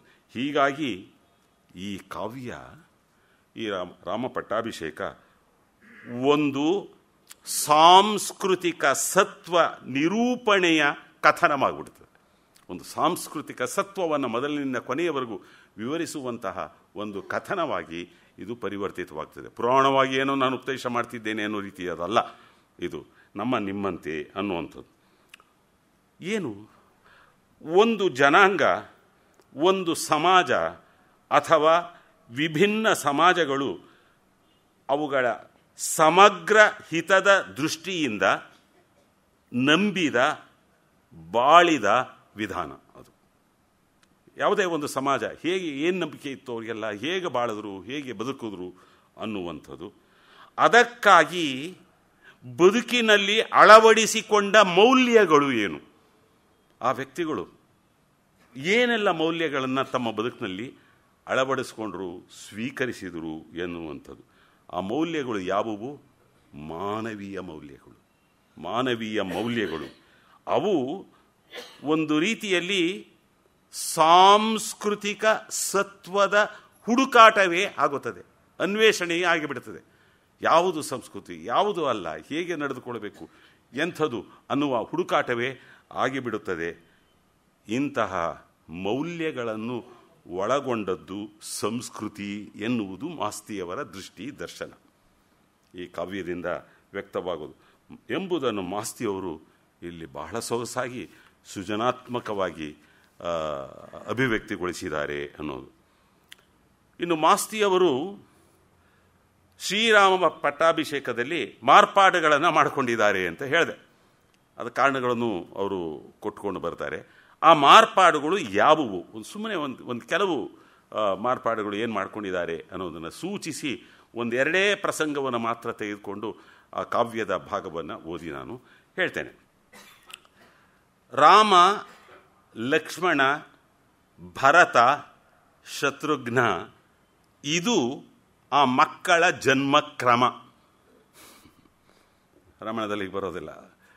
ರಾಮ ಅನಂತರ ಲಕ್ಷ್ಮಣ, ಅನಂತರ ಭರತ, ಕೊನೆಯಲ್ಲಿ ಶತ್ರುಘ್ನ. ಅಲ್ಲಿ ಭರತ ಎರಡನೆಯವನು ಅಂತ ಮೂಲ ರಾಮಾಯಣದ ಪ್ರಕಾರ. ಇತ್ತೀಚೆಗೆ ವ್ಯಾಖ್ಯಾನ ಮಾಡೋರೆಲ್ಲ ಆ ರೀತಿಯಲ್ಲಿ ಹೇಳ್ಕೊಂಡು ಬರ್ತಾರೆ. ಇವರು ಹಾಗಲ್ಲ ಅನ್ನೋ ಕಾರಣಗಳನ್ನು ಕೊಡ್ತಾರೆ. ಆದಿಕವಿ ವಾಲ್ಮೀಕಿಯಲ್ಲೂ ಅದನ್ನು ಚರ್ಚೆ ಮಾಡಿದ್ದಾರೆ, ಇಲ್ಲೂ ಸಹ ಅದನ್ನು ಚರ್ಚೆ ಮಾಡಿದ್ದಾರೆ. ಇದು ಒಂದು. ಆದರೆ ಸ್ವಾರಸ್ಯ ಏನಂದರೆ, ಕೊನೆಯಲ್ಲಿ, ಕಾವ್ಯದ ಕೊನೆಯಲ್ಲಿ ಭರತನಿಗೆ ಯುವರಾಜ ಪಟ್ಟಾಭಿಷೇಕ ಮಾಡಿಸ್ತಾರೆ. ಲಕ್ಷ್ಮಣ ಇವರ ಹೇಳಿಕೆಯ ರೀತಿಯಲ್ಲೇ ಎರಡನೆಯವನವನು. ಇಬ್ಬರು ಹಿರಿಯಣ್ಣಂದಿರು ಭರತನಿಗೆ. ಹಿರಿಯಣ್ಣಂದಿರು, ಕಿರಿಯಣ್ಣ ಹಿರಿಯಣ್ಣ ಅಂತಲೇ ಕರೀತಾರೆ ಭರತ ಕಾವ್ಯದ ಉದ್ದಕ್ಕೂ ಹೇಳಿಕೊಂಡು ಬರುವಂಥದ್ದು. ಲಕ್ಷ್ಮಣನಿಗಲ್ಲ, ಈತ ಲಕ್ಷ್ಮಣ ನಿರಾಕರಿಸ್ತಾನೆ, ಬೇಡ ಅಂತ. ಇದಕ್ಕೆ ಕಾರಣ ನನ್ನ ದೃಷ್ಟಿಯಲ್ಲಿ ಎರಡು ಮುಖ್ಯ ಕಾರಣಗಳು ಅನ್ನೋದು ಏನಂದರೆ, 14 ವರ್ಷ ಭರತ ರಾಮನ ಹೆಸರಿನಲ್ಲಿ ಸಾಮ್ರಾಜ್ಯವನ್ನು ಆಳಿರ್ತಾನೆ. ನಾವು 14 ವರ್ಷ ಆಳಿರ್ತಾನೆ ಅಂದರೆ ಸಾಮಾನ್ಯವಲ್ಲ. ಈಗಾಗಲೇ ಜನಸಂಪರ್ಕ, ಜನಸಂಬಂಧ, ಈತನ ವ್ಯಕ್ತಿತ್ವ, ಈತ ಮಾಡುತ್ತಿದ್ದಂತಹ ಕಾರ್ಯದ ಇವುಗಳು ವಿಧಾನ ಜನ ಪರಿಚಿತವಾಗಿರ್ತದೆ, ಜನ ಸ್ವೀಕರಿಸಿರ್ತಾರೆ. ಆದ್ದರಿಂದ ಅಪರಿಚಿತನಾದ ಲಕ್ಷ್ಮಣಗಿಂತ ಭರತ ಯುವರಾಜನಾಗುವುದು, ಅದು ಒಂದು. ಎರಡನೇದು, ತನ್ನಿಂದ ಆದ ತಪ್ಪಿಗಾಗಿ ಪ್ರಾಯಶ್ಚಿತ್ತ ಪಡ್ತಾಳೆ 14 ವರ್ಷಗಳ ಕಾಲ ಕೈಕೇಯಿ. ತನಗೆ ಹೀಗಾಯ್ತಲ್ಲ ಅನ್ನೋದು. ಈಗ ಕೊನೆಯಲ್ಲಿ ಅವಳಿಗೆ ಒಂದು ಸಮಾಧಾನ. ಇದನ್ನು ನಾವು ಏನು ಕರಿಬಹುದು ಅಂದರೆ ಪೊಯಿಟಿಕ್ ಜಸ್ಟಿಸ್ ಅಂತ ಹೇಳ್ಬಹುದಾದದ್ದು ಇದು. ಈ ರೀತಿಯಲ್ಲಿ ಭರತನೇ ಯುವರಾಜನಾಗತಕ್ಕಂಥ ರೀತಿಯಲ್ಲ, ಒಬ್ಬ ಕವಿಯ ಮನಸ್ಸು ಹೇಗೆ ಆಲೋಚನೆ ಮಾಡಿ ಒಂದು ರೀತಿಯಲ್ಲಿ ಜಸ್ಟಿಸನ್ನು ತೋರಿಸುತ್ತೆ ಅನ್ನುವ ರೀತಿಯಲ್ಲಿ ಅದನ್ನು ತೆಗೆದುಕೊಳ್ಬೋದು. ಭರತ ಹೀಗೆ ಯುವರಾಜನಾಗುವಂಥದ್ದು ಒಂದು. ಎರಡನೇದು, ಇಲ್ಲಿ ಆಂಜನೇಯ ಸಮುದ್ರವನ್ನು ಉಲ್ಲಂಘಿಸೋದು ಹಾರುವ ಮೂಲಕ ಅಲ್ಲ. ಇವ್ರು ಹೇಳಿದ್ರಲ್ಲ ಅದ್ಭುತಗಳು, ಇದನ್ನು ನನಗೆ ಅದೆಲ್ಲ ನಂಬೋದಿಲ್ಲ. ಯಾವುದು ವಾಸ್ತವವೋ, ಯಾವುದು ಸಾಧ್ಯವೋ ಆ ಸಾಧ್ಯತೆಗಳನ್ನು ಗಮನದಲ್ಲಿಟ್ಕೊಂಡು ಅಂತ ಅವನು ಈಜಿಕೊಂಡು ಹೋಗುವ ಹಾಗೆ ಆ ವಿವರ ಏನು ಹೆಚ್ಚಿಗೆ ಬರೋದಿಲ್ಲ, ಅದಕ್ಕೆ ಸಂಬಂಧಪಟ್ಟ ಹಾಗೆ ಒಂದೆರಡು ವಾಕ್ಯದಲ್ಲಿ ಅದನ್ನು ತೇರಿಸಿ ನಾನು ಹೋಗಿ ಅವನು ದ್ವೀಪವನ್ನು, ಲಂಕೆಯನ್ನು ಸೇರಿದ ಅನ್ನುವ ರೀತಿಯಲ್ಲಿ ಹೇಳ್ಕೊಂಡು ಹೋಗ್ತಾರೆ. ಇದು ಒಂದು. ಸಮುದ್ರವನ್ನು ಹಾರೋದಿಲ್ಲ, ಈಜಿಕೊಂಡು ಹೋಗ್ತಾನೆ. ಇನ್ನೊಂದು, ಲಂಕಾದಹನ ಇಲ್ಲ, ಇಲ್ಲಿ ಬರೋದಿಲ್ಲ. ನನಗೆ ಎಷ್ಟು ವರ್ಷಗಳು ಅಧಿಕಾರಿಯಾಗಿದ್ದವರು ಮಾಸ್ತಿಯವರು, ಅವರಿಗೆ ಈ ಅಧಿಕಾರದ, ಆಡಳಿತದ, ಆ ವ್ಯವಹಾರದ ಅನುಭವಗಳು ಅವರಿಗೆ ಇಲ್ಲವೇ? ಅವ್ರು ನೋಡಿ ಇಲ್ಲಿ ಲಂಕಾದಹನ ಯಾಕೆ ಇಲ್ಲ ಅನ್ನೋದಕ್ಕೆ ನನಗೆ ಅನಿಸೋದು ಈ ರೀತಿಯಲ್ಲಿ. ಹನುಮಂತನಿಗೆ ತಾನು ಬಂದ ಕಾರ್ಯದ ಪ್ರಜ್ಞೆ ಇತ್ತು. ತಾನು ಯಾತಕ್ಕೆ ಬಂದಿದ್ದೇನೆ, ಸೀತಾದೇವಿಯನ್ನು ಕಾಣಬೇಕು, ಈ ಆಕೆಗೆ ನಾವು ಬರ್ತಾ ಇದ್ದೇವೆ ಅನ್ನೋ ಸುದ್ದಿಯನ್ನು ಮುಡಿಸ್ಬೇಕು, ಹೋಗಿ ರಾಮನಿಗೆ ಇದನ್ನೆಲ್ಲ ತನ್ನ ಕಾರ್ಯದ ಪ್ರಜ್ಞೆ ಇದೆ. ಕಾರ್ಯ ಯಶಸ್ವಿಯಾಗಬೇಕು ಎನ್ನುವ ಪ್ರಜ್ಞೆಯೂ ಅವನಿಗೆ ಇದೆ. ಇವನು ಹೋಗ್ಬಿಟ್ಟು ಲಂಕಾದಹನಮೋ ಮತ್ತೊಂದು ಏನಾದ್ರು ಮಾಡಿದರೆ, ಇವನಿಗೆ ಸೆರೆ ಹಿಡಿದು ಸೆರೆಮನೆಗೆ ಹಾಕಿದರೆ ಏನಾಗ್ತಿತ್ತು? ಎಲ್ಲಿ ಸೀತೆ, ಎಲ್ಲಿ ರಾಮ? ಈ ಪ್ರಜ್ಞೆ ಇದೆ ಇವನು ದೂತ. ಆಮೇಲೆ ಈ ರಹಸ್ಯವಾಗಿ ನಡೆಸಿಕೊಂಡು ಹೋಗಬೇಕಾದಂತಹ ಕಾರ್ಯ ಇದು ಅನ್ನೋದು ಅವನ ಮನಸ್ಸಿನಲ್ಲಿದೆ. ಇದು ಪ್ರಚಾರ ಮಾಡ್ಕೊಂಡು ಡಂಗುರ ಸಾರುವಂಥದ್ದಲ್ಲ. ಆದರೆ ಏನಾಗುತ್ತೆ, ಮನುಷ್ಯನಿಗೆ ಪವಾಡಗಳು, ಅದ್ಭುತಗಳು ಬೇಕು.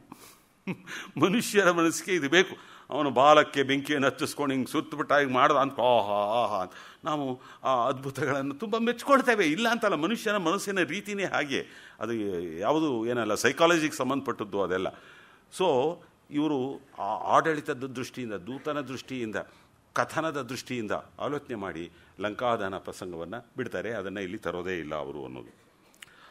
ಅನಂತರ ಸಂಜೀವಿನಿ ಮೂಲಿಕೆ ತರುವಂಥದ್ದು. ಅದಂತೂ ಭಾರತದ ಮೂಲೆ ಮೂಲೆಗಳಲ್ಲಿ ಆಂಜನೇಯ ಬೆಟ್ಟವನ್ನು ಹೊತ್ಕೊಂಡು ಬರೋ ಅಂಥ ಚಿತ್ರಗಳಂತೂ ಇದ್ದದ್ದೇ ಅವನು ಇರ್ತಕ್ಕಂಥದ್ದು. ಇವರು ಆ ಅಂಗದನ ವಿವರಣೆಗಳಲ್ಲಿ ಅಂಗದ ಇಡೀ ಯುದ್ಧದ ಪ್ರಸಂಗವನ್ನೆಲ್ಲ ಸಂಪೂರ್ಣ ದೀರ್ಘವಾಗಿ ಅಂಗದ ವಿವರಿಸ್ಕೊಂಡು ಬರ್ತಾನೆ. ವಾಲಿಯ ಮಗ ಆತ ಅದನ್ನು ವಿವರಿಸ್ಕೊಂಡು ಬರ್ತಾನೆ. ಅಲ್ಲಿ ಆತ ಹೇಳ್ತಕ್ಕಂಥದ್ದು ಏನು ಅಂದರೆ, ಈ ಇಂದ್ರಜಿತು ಬಿಟ್ಟಂತಹ ಒಂದು ಬಗೆಯ ಜೀರ್ಕೊಳವಿಯ ಬಾಣ, ಥರ ಜೀರ್ಕೊಳವಿ ಇದ್ದ ಹಾಗೆ, ಅದು ಒಂಥರ ಪಂಪು ಜೀರ್ಕೊಳವಿ ಹೊಡೆದ ಹಾಗೆ. ಆತ ಪ್ರಯೋಗಿಸಿದ ಜೀರ್ಕೊಳವೆ ಅಂಟಿನಿಂದ ಇವರೆಲ್ಲ ಬಂಧನವಾಗ್ಬಿಡ್ತಾರೆ. ಆ ಜೀರ್ಕೊಳವೆ ಬಂದು ಇವ್ರ ಮೈ ಮೇಲೆಲ್ಲ ಆದಾಗ ಕೈಗಳು ಬಿಡ್ಸೋಕ್ಕಾಗೋದಿಲ್ಲ, ಬೆರಳುಗಳು ಬಿಡ್ಸೋಕ್ಕಾಗೋದಿಲ್ಲ. ಇನ್ನು ಬಾಣ ಎಲ್ಲಿಂದ ತೆಗೆಯೋದು? ಇಲ್ಲಿ ಹೀಗೆ ಅಂಟ್ಕೊಂಡು ಎಲ್ಲ ಇಡೀ ದೇವೆಲ್ಲ ಅಂಟ್ಕೊಂಡು ಬಿದ್ದು ಬಿಡ್ತಾರೆ ಅವರು. ಈ ಜೀರ್ಕೊಳವೆ ಅಂಟು ಇದೆಯಲ್ಲ, ಇದನ್ನು ಹೇಗೆ ನಿವಾರಿಸೋದು? ಇವನು ಸಂಜೀವನಿ ತರೋದ್ರಿಂದ ಅಲ್ಲ. ಇವರು ಸತ್ತಿಲ್ಲ, ಇವರು ಇದ್ದಾರೆ, ಬದುಕಿದ್ದಾರೆ. ಸಂಜೀವನಿ ತರೋದ್ರಿಂದ ಅಲ್ಲ. ಅದಕ್ಕೆ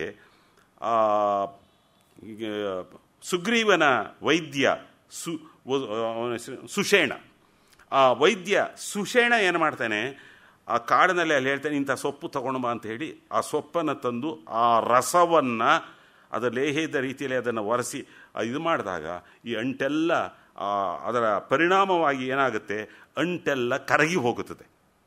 ಆ ಸೊಪ್ಪಿನ ಇದರಿಂದ ಅಂಟೆಲ್ಲ ಕರಗಿ ಹೋಗಿಬಿಟ್ಟು ಇವರು ಕೈ ಬೆರಳು ಎಲ್ಲ ಆಡಿಸ್ಕೊಂಡು ಎದ್ದು ಕೂತ್ಕೊಳ್ತಾರೆ ಇವರು. ಈ ಒಂದು ಬದಲಾವಣೆಯನ್ನು ಮಾಸ್ತಿಯವರು ಇಲ್ಲಿ ಮಾಡ್ಕೊಂಡಿರುವಂಥದ್ದನ್ನು ಕಾಣ್ಬೋದು. ಈ ವಿಷಯದಲ್ಲಿ ಕೆಲವೊಂದು ಇರ್ತದೆ. ಇವನು ಸಮುದ್ರೋಲ್ಲಂಘನ ಕೆಲವೊಮ್ಮೆ ಏನಾಗುತ್ತೆ ಅಂದರೆ, ಮಹಾಕಾವ್ಯಗಳಲ್ಲಿ ಇಂಥ ಅದ್ಭುತಗಳು, ಪವಾಡ ಅನ್ನುವಂಥವು,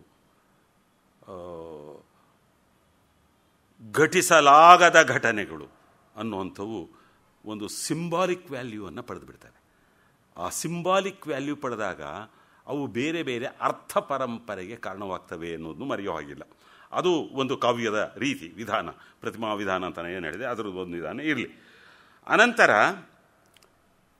ಈ ಕಿಷ್ಕಿಂಧೆಯವರು ವಾನರರಲ್ಲ, ವಾನಾರರು. ಅವರು ವಾನರ ಅಲ್ಲ, ವಾನಾರ. ಅದೊಂದು ಜನಾಂಗ, ಅವರೊಂದು ಜನಾಂಗಕ್ಕೆ ಸಂಬಂಧಪಟ್ಟಂಥವರು ಎಂಬ ಜನಾಂಗ.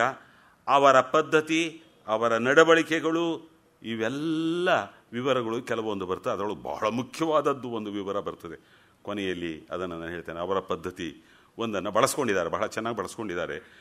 ಕಿಷ್ಕಿಂಧೆ ಹೀಗೆ ವಾನರ ರಾಜ್ಯ ಅಲ್ಲ, ವಾನಾರ ಜನಾಂಗದ ರಾಜ್ಯ. ಆ ಒಂದು ಬದಲಾವಣೆಯನ್ನು ಇವರು ಮಾಡಿಕೊಂಡಿದ್ದಾರೆ. ಅನಂತರ ಅದೇ ರೀತಿಯಲ್ಲಿ ಲಂಕೆಯಲ್ಲಿರುವವರು ರಾಕ್ಷಸರಲ್ಲ, ರಾಕ್ಷಸ ನಾಮಧೇಯ ಜನಾಂಗ ಅವರು ಸಹ ಅನ್ನುವಂಥದ್ದು. ಆದರೆ ಅವರ ಶರೀರ ಇತ್ಯಾದಿಗಳು ಆ ಜನಾಂಗದ ದೇಹ ಗುಣಕ್ಕೆ ಅನುಗುಣವಾಗಿ, ಅಥವಾ ನಾವು ಇವತ್ತು ಹೇಳೋದಾದ್ರೆ ಅವರ ಜೀನ್ಸ್ಗಳಿಗೆ ತಕ್ಕಂತೆ ಆ ದೇಹಗಳು ದೈತ್ಯಾಕಾರವಾಗಿ ಇರತಕ್ಕಂತೆ ದೇಹ ಇತ್ಯಾದಿಗಳು ಇರತಕ್ಕಂಥದ್ದು ಅತ್ಯಂತ ಸಹಜವಾದದ್ದೇ. ಆ ರೀತಿಯಲ್ಲಿ ಅಲ್ಲ ಅನ್ನುವಂಥದ್ದು ಒಂದು. ಅವರು ನಮ್ಮಂತೆಯೇ ಮನುಷ್ಯ ಜನಾಂಗ ಅಂತ. ಎಲ್ಲರಿಗೂ ಬಹಳ ಖುಷಿ ಇದನ್ನು ಕೇಳೋದಕ್ಕೆ. ಅದನ್ನು ಬೇರೆ ಬೇರೆ ರೀತಿಯಲ್ಲೂ ಅದನ್ನು ವ್ಯಾಖ್ಯಾನಿಸ್ಕೊಂಡು ಬಂದಿರೋವಂಥದ್ದು. ಶೂರ್ಪನಖಿಯ ಪ್ರಸಂಗ. ಶೂರ್ಪನಖಿಯ ಕಿವಿ ಮೂಗುಗಳನ್ನು ಕೊಯ್ದು ಕಳಿಸಿದರು ರಾಮ ಲಕ್ಷ್ಮಣ ಅಂತ ಹೇಳತಕ್ಕಂತಹ ಪ್ರಸಂಗ ಬಹಳ ಸ್ವಾರಸ್ಯಕರ ಎಲ್ಲರಿಗೂ. ಆದರೆ ಇವರು ಆ ರೀತಿ ತರೋದು. ನೋಡೋ ನೀನು ಗಲಾಟೆ ಮಾಡಿದ್ರೆ ನಿನ್ನ ಕಿವಿ ಮೂಗು ಕುಯ್ದು ಬಿಡ್ತೇನೆ ಅಂತ ಲಕ್ಷ್ಮಣ ಎದುರಿಸೋದು ಅಷ್ಟೇ. ಅದಕ್ಕೆ ಕೋಪಿಸ್ಕೊಂಡು ಅವಳು ಹೊರಟುಬಿಡ್ತಾಳೆ. ಇವ್ರು ಕೊಡೋ ಕಾರಣ ಏನಂದರೆ, ಯಾತಕ್ಕೆ ಇದನ್ನು ಇವ್ರು ತರೋದಿಲ್ಲ ಅಂದರೆ, ಇವಳು ಹೋಗಿ ವಾಲ್ಮೀಕಿ ರಾಮಾಯಣದ ಪ್ರಕಾರ, ನಮ್ಮಲ್ಲಿ ರೂಢಿಯಲ್ಲಿರೋ ಇದ್ರ ಪ್ರಕಾರ, ರಾವಣನ ಬಳಿಗೆ ಹೋಗಿ ಈಕೆ ಹೇಳಿದ ಕೂಡಲೇ, ಹೌದಾ ಅವಳು ಹೇಗಿದ್ಲು, ಚೆನ್ನಾಗಿದ್ಲ, ಸುಂದರಿಯಾಗಿದ್ಲ ಸೀತೆ, ಇದನ್ನೇ ಹೇಳ್ತಾನೆ ಹೊರತು ನಿನ್ನ ಮೂಗೇನಾಯ್ತೆ, ನಿನ್ನ ಕಿವಿಗೇನಾಯಿತು ಅಂತ ಕೇಳೋದೇ ಇಲ್ಲ ರಾವಣ. ಬರೋದಿಲ್ಲ ಅಲ್ಲಿ. ಅದು ಮೊದಲು ಕೇಳಬೇಕಾಗಿದ್ದದ್ದು ಅವನು. ಅದನ್ನು ಕೇಳಿ ಅನಂತರ ಮಿಕ್ಕ ವಿಷಯಗಳು ಬರಬೇಕು. ನೋಡಿ ಅಲ್ಲಿಲ್ಲ.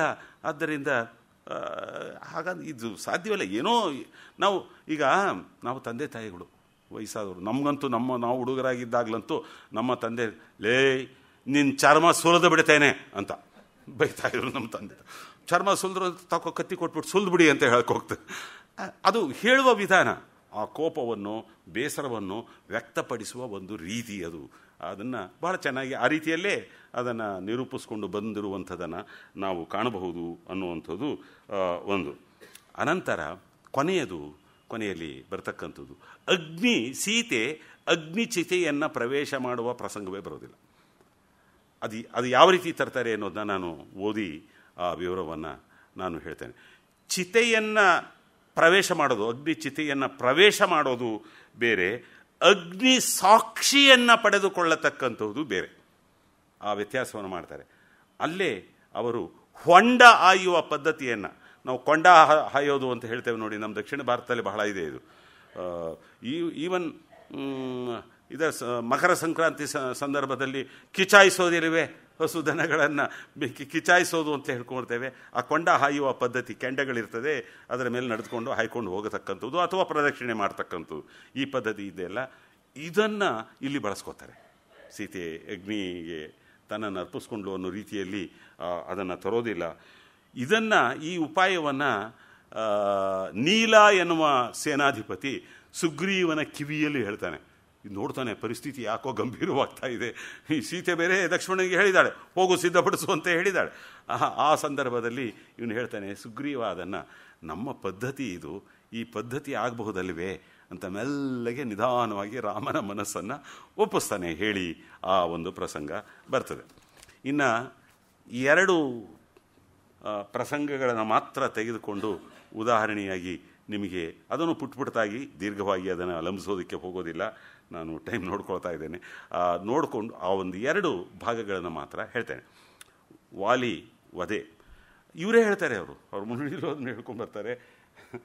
ಆದಿಕವಿ ವಾಲ್ಮೀಕಿಲು ಈ ರಾಮಾಯಣದ ಎಲ್ಲೇ ಬರಲಿ ಯಾವುದೇ ಬರಲಿ ಬಹಳ ಮುಖ್ಯವಾದವು 3 ಪ್ರಸಂಗಗಳು, ಯಾವಾಗಲೂ ಚರ್ಚಿತವಾಗುವಂಥವು, ವಾದ ವಿವಾದಕ್ಕೆ ಒಳಗಾಗುವಂಥ, ಎಲ್ಲ ಕಾಲದಲ್ಲೂ ಜನ ಒಂದಲ್ಲ ಒಂದು ರೀತಿಯಾಗಿ ಅಭಿಪ್ರಾಯವನ್ನು ವ್ಯಕ್ತಪಡಿಸುವಂಥದ್ದು 3 ಪ್ರಸಂಗ. ಒಂದು ವಾಲಿವಧೆ, ಇನ್ನೊಂದು ಸೀತಾದೇವಿಯ ಅಗ್ನಿ ಪ್ರವೇಶ, ಮೂರನೇದು ಸೀತಾ ಪರಿತ್ಯಾಗ. ಸೀತಾ ಪರಿತ್ಯಾಗದ ವಿಷಯವಂತೂ ನಾನು ಆಗಲೇ ಹೇಳಿಬಿಟ್ಟಿದ್ದೇನೆ, ಅದು ಪ್ರಕ್ಷಿಪ್ತ ಭಾಗ ಅಂತ ಪುಸ್ತಕನೇ ಬರೆದಿದ್ದೇನೆ ಅಂತ ಹೇಳಿದ್ದೇನೆ, ಅದರ ತಂಟೆಗೆ ಹೋಗೋದಿಲ್ಲ. ಈ 2 ನಾನು ಹೇಳ್ತೇನೆ ಅಂತ ಅವರೇ ಹೇಳ್ತಾರೆ, ಈ ಬಹುಮುಖ್ಯವಾದವು ಅಂತ ಮಾಸ್ತಿಯವರೇ ಅದನ್ನು ಹೇಳ್ತಾರೆ. ಅದನ್ನು ಹೇಗೆ ನಿರ್ವಹಿಸಿದ್ದಾರೆ ಕಾವ್ಯದಲ್ಲಿ, ಅವರ 1-2 ಮಾತುಗಳನ್ನು ಉದಾಹರಣೆಯನ್ನು ಹೇಳ್ತಾ ಅದನ್ನು ಹೇಳ್ಬೋದು. ನೋಡಿ, ಹೇಳ್ತಾರೆ, ಇದು ಮಾಸ್ತಿಯವರ ಮಾತು. ನಾವು ರಾಮನ ಈ ಸಂದರ್ಭದ ನಡತೆಯನ್ನು ಅವನು ದೇವರು ಎಂಬ ದೃಷ್ಟಿಯಿಂದಾಗಲಿ, ದೇವರು ಮಾಡಿದ್ದೆಲ್ಲ ಸರಿ, ದೇವರು ಮಾಡಿದ್ದೆಲ್ಲ ಸರಿ ಅಂತ ದೇವರೇ ಹಾಗೆ ಮಾಡಿರಬೇಕಾದ್ರೆ ತಪ್ಪೇನು, ದೇವರಲ್ಲಿ ತಪ್ಪು ಹುಡುಕಿದೆ ನೀನು, ಎಂಥವ್ನು ನೀನು ಅಂತ ದೇವರಲ್ಲಿ ತಪ್ಪು ಹುಡುಕೋದೆ, ಈ ರೀತಿ ಒಂದು ಪಕ್ಷ ವಾದ ಮಾಡಬಹುದು. ಇವೆಲ್ಲ ಬರ್ತವೆ ನೋಡಿ. ಆದ್ದರಿಂದ ದೇವರು ಎಂಬ ದೃಷ್ಟಿಯಿಂದಾಗಲಿ ಅವನು ಅನುಸರಿಸಿದ ರಾಜನೀತಿಯನ್ನು, ಅಲ್ಲಿ ರಾಮ ಅನುಸರಿಸಿದ ರಾಜನೀತಿಯನ್ನು ಇವತ್ತಿನ ಹೊಸ ಕಾಲದ ಪರಿಷ್ಕೃತವಾದುದೆಂಬ ರಾಜನೀತಿಯ ದೃಷ್ಟಿಯಿಂದಾಗಲಿ ನೋಡಬಾರ್ದು. ಇವತ್ತಿನ ದೃಷ್ಟಿಯಿಂದ ನೋಡಿದಾಗಲೂ ರಾಮ ಮಾಡಿದ್ದು ತಪ್ಪು ಅಂತ ಅನಿಸುತ್ತೆ. ಅದು ಇವತ್ತಿನ ದೃಷ್ಟಿಯಿಂದ ನಾವು ಹೇಳತಕ್ಕಂಥದ್ದು, ಮರೆಯಲ್ಲಿ ನಿಂತು ಆತ ಬಾಣ ಪ್ರಯೋಗ ಮಾಡಿದಂತು. ಇವತ್ತು ನಮ್ಮ ದೃಷ್ಟಿ ಏನು?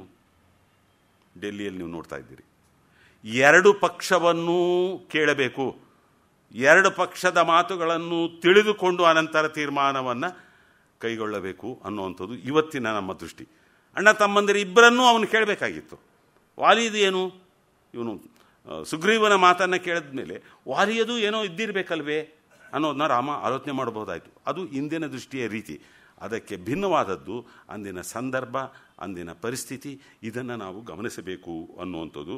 ಅದು ಆ ದೃಷ್ಟಿಯಿಂದ ನೋಡಬಾರ್ದು ಅಂದ್ಬಿಟ್ಟು, ಹೀಗಾದರೂ ಮಾಸ್ತಿಯವ್ರ ಮಾತೆ ಇದು, ಧರ್ಮಜ್ಞನು ಶೂರನು ಆದ ರಾಮನು ಹೆಂಡತಿಯನ್ನು ಕಳೆದುಕೊಂಡ ಶೋಕದಲ್ಲಿ ಅವಳು ಏನಾದಳೋ ಎತ್ತ ಹೋದಳೋ ಎಂಬ ಮೋಹದಲ್ಲಿ ತನ್ನಂತೆ ದುಃಖದಲ್ಲಿದ್ದ ಬಡಪಾಯಿ ಸುಗ್ರೀವನಿಗಾಗಿ ಮರುಕಗೊಂಡು ಅವನ ಹೆಂಡತಿಯನ್ನು ಕದ್ದಿದ್ದ ವಾಲಿಯ ಮೇಲೆ ಕೋಪ ಮಾಡಿ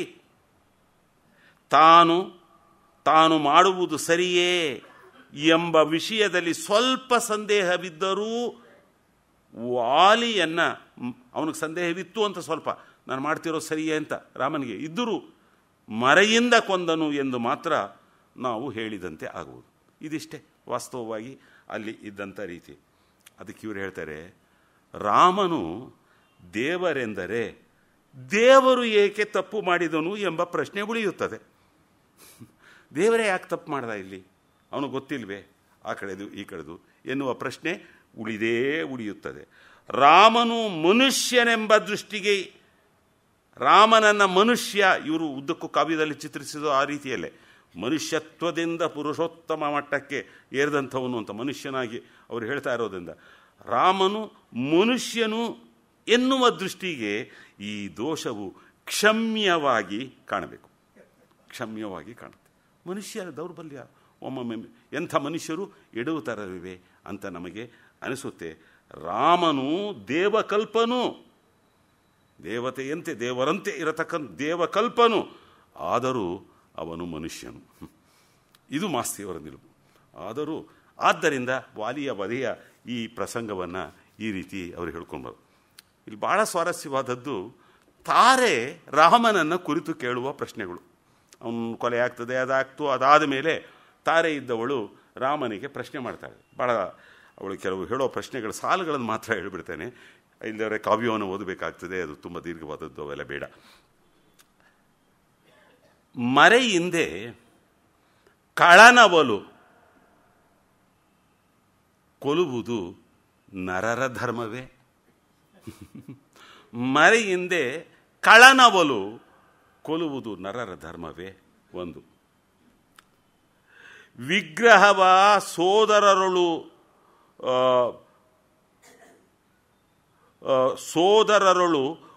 ರಚಿಸದೆ ಲೋಭದಲ್ಲಿ ಈ ರೀತಿ ಕೆಲಸ. ವಿಗ್ರಹವ ಸೋದರರಳು ಏನಂದರೆ ವೈರ ಇಲ್ಲದ ಹಾಗೆ ಸ್ನೇಹವನ್ನು ಮೂಡಿಸುವುದಕ್ಕೆ ಬದಲಾಗಿ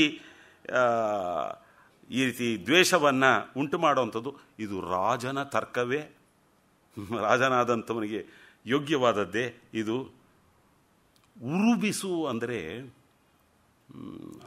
ಅದನ್ನು ಅದನ್ನು ಶಾಂತ ಮಾಡತಕ್ಕಂಥದ್ದು, ಕೋಪವನ್ನು ಅದು ಮಾಡುವಂಥದ್ದು. ಆಮೇಲೆ ಕೇಳ್ತಾಳೆ, ವಾನರನ ಒದಿಪ ನಯ ಬೇರೆ ಅಂತೇಳಿ ಅವಳು. ಯಾಕೆಂದರೆ ವಾನರ ಪ್ರಣಯ ನಯ ಬೇರೆ ಎಂದರೀರೆ. ವಾನರರ ಪ್ರಣಯದ ರೀತಿಯೂ ಬೇರೆ. ಮುಂದೆ ಅದು ಬರ್ತದೆ, ಒಂದು ಸಣ್ಣ ವಿಷಯದಲ್ಲಿ ತಾರೆ ಹೇಳ್ತಾಳೆ, ಅವರ ರೀತಿಯೇ ಬೇರೆ, ಅವರನ್ನು ಒದಿಪ ರೀತಿಯೇ ಬೇರೆ ಅಂತ ನಿಮಗೆ ಗೊತ್ತಿಲ್ಲವೇ ಅಂದುಬಿಟ್ಟು, ಅಂದು ಇಂದ್ರನಂ ಕ್ಷಮಿಸಿ, ಎಂಥ ಕೆಲಸ ಮಾಡ್ದ ಅವನು, ಇಂದ್ರನಂ ಕ್ಷಮಿಸಿ ದುಷ್ಕೃತವ ನೀ ಮರೆತೆ. ಇಂದು ವಾಲಿಗೆ ಯಾಕೆ ಮರೀಲಿಲ್ಲ ನೀನು? ಅವನು ಅಹಲ್ಯ ಪ್ರಸಂಗವನ್ನು ನೀವು ನೆನಪು ಮಾಡಿಕೊಡಿ, ಅದನ್ನೆಲ್ಲಾನು ಇಂದ್ರನು ಅಂತ ಕೇಳ್ತಾಳೆ. ಅಹಲ್ಯಗೆ ಮರುಕದಿಂ ಗತಿಯ ನೀ ತೋರ್ತೆ. ಮರುಕದಿಂದ ಅವಳಿಗೆ ಹೊಸ ಜನ್ಮವನ್ನು ನೀನು ಕೊಟ್ಟೆ. ವಾಲಿಗೆ ಹಾಗೆ ವರ್ತಿಸ್ಬೋದಾಗಿತ್ತಲ್ವೇ ಅವನ ಬಗೆಗೂ? ಇಂದೇಕೆ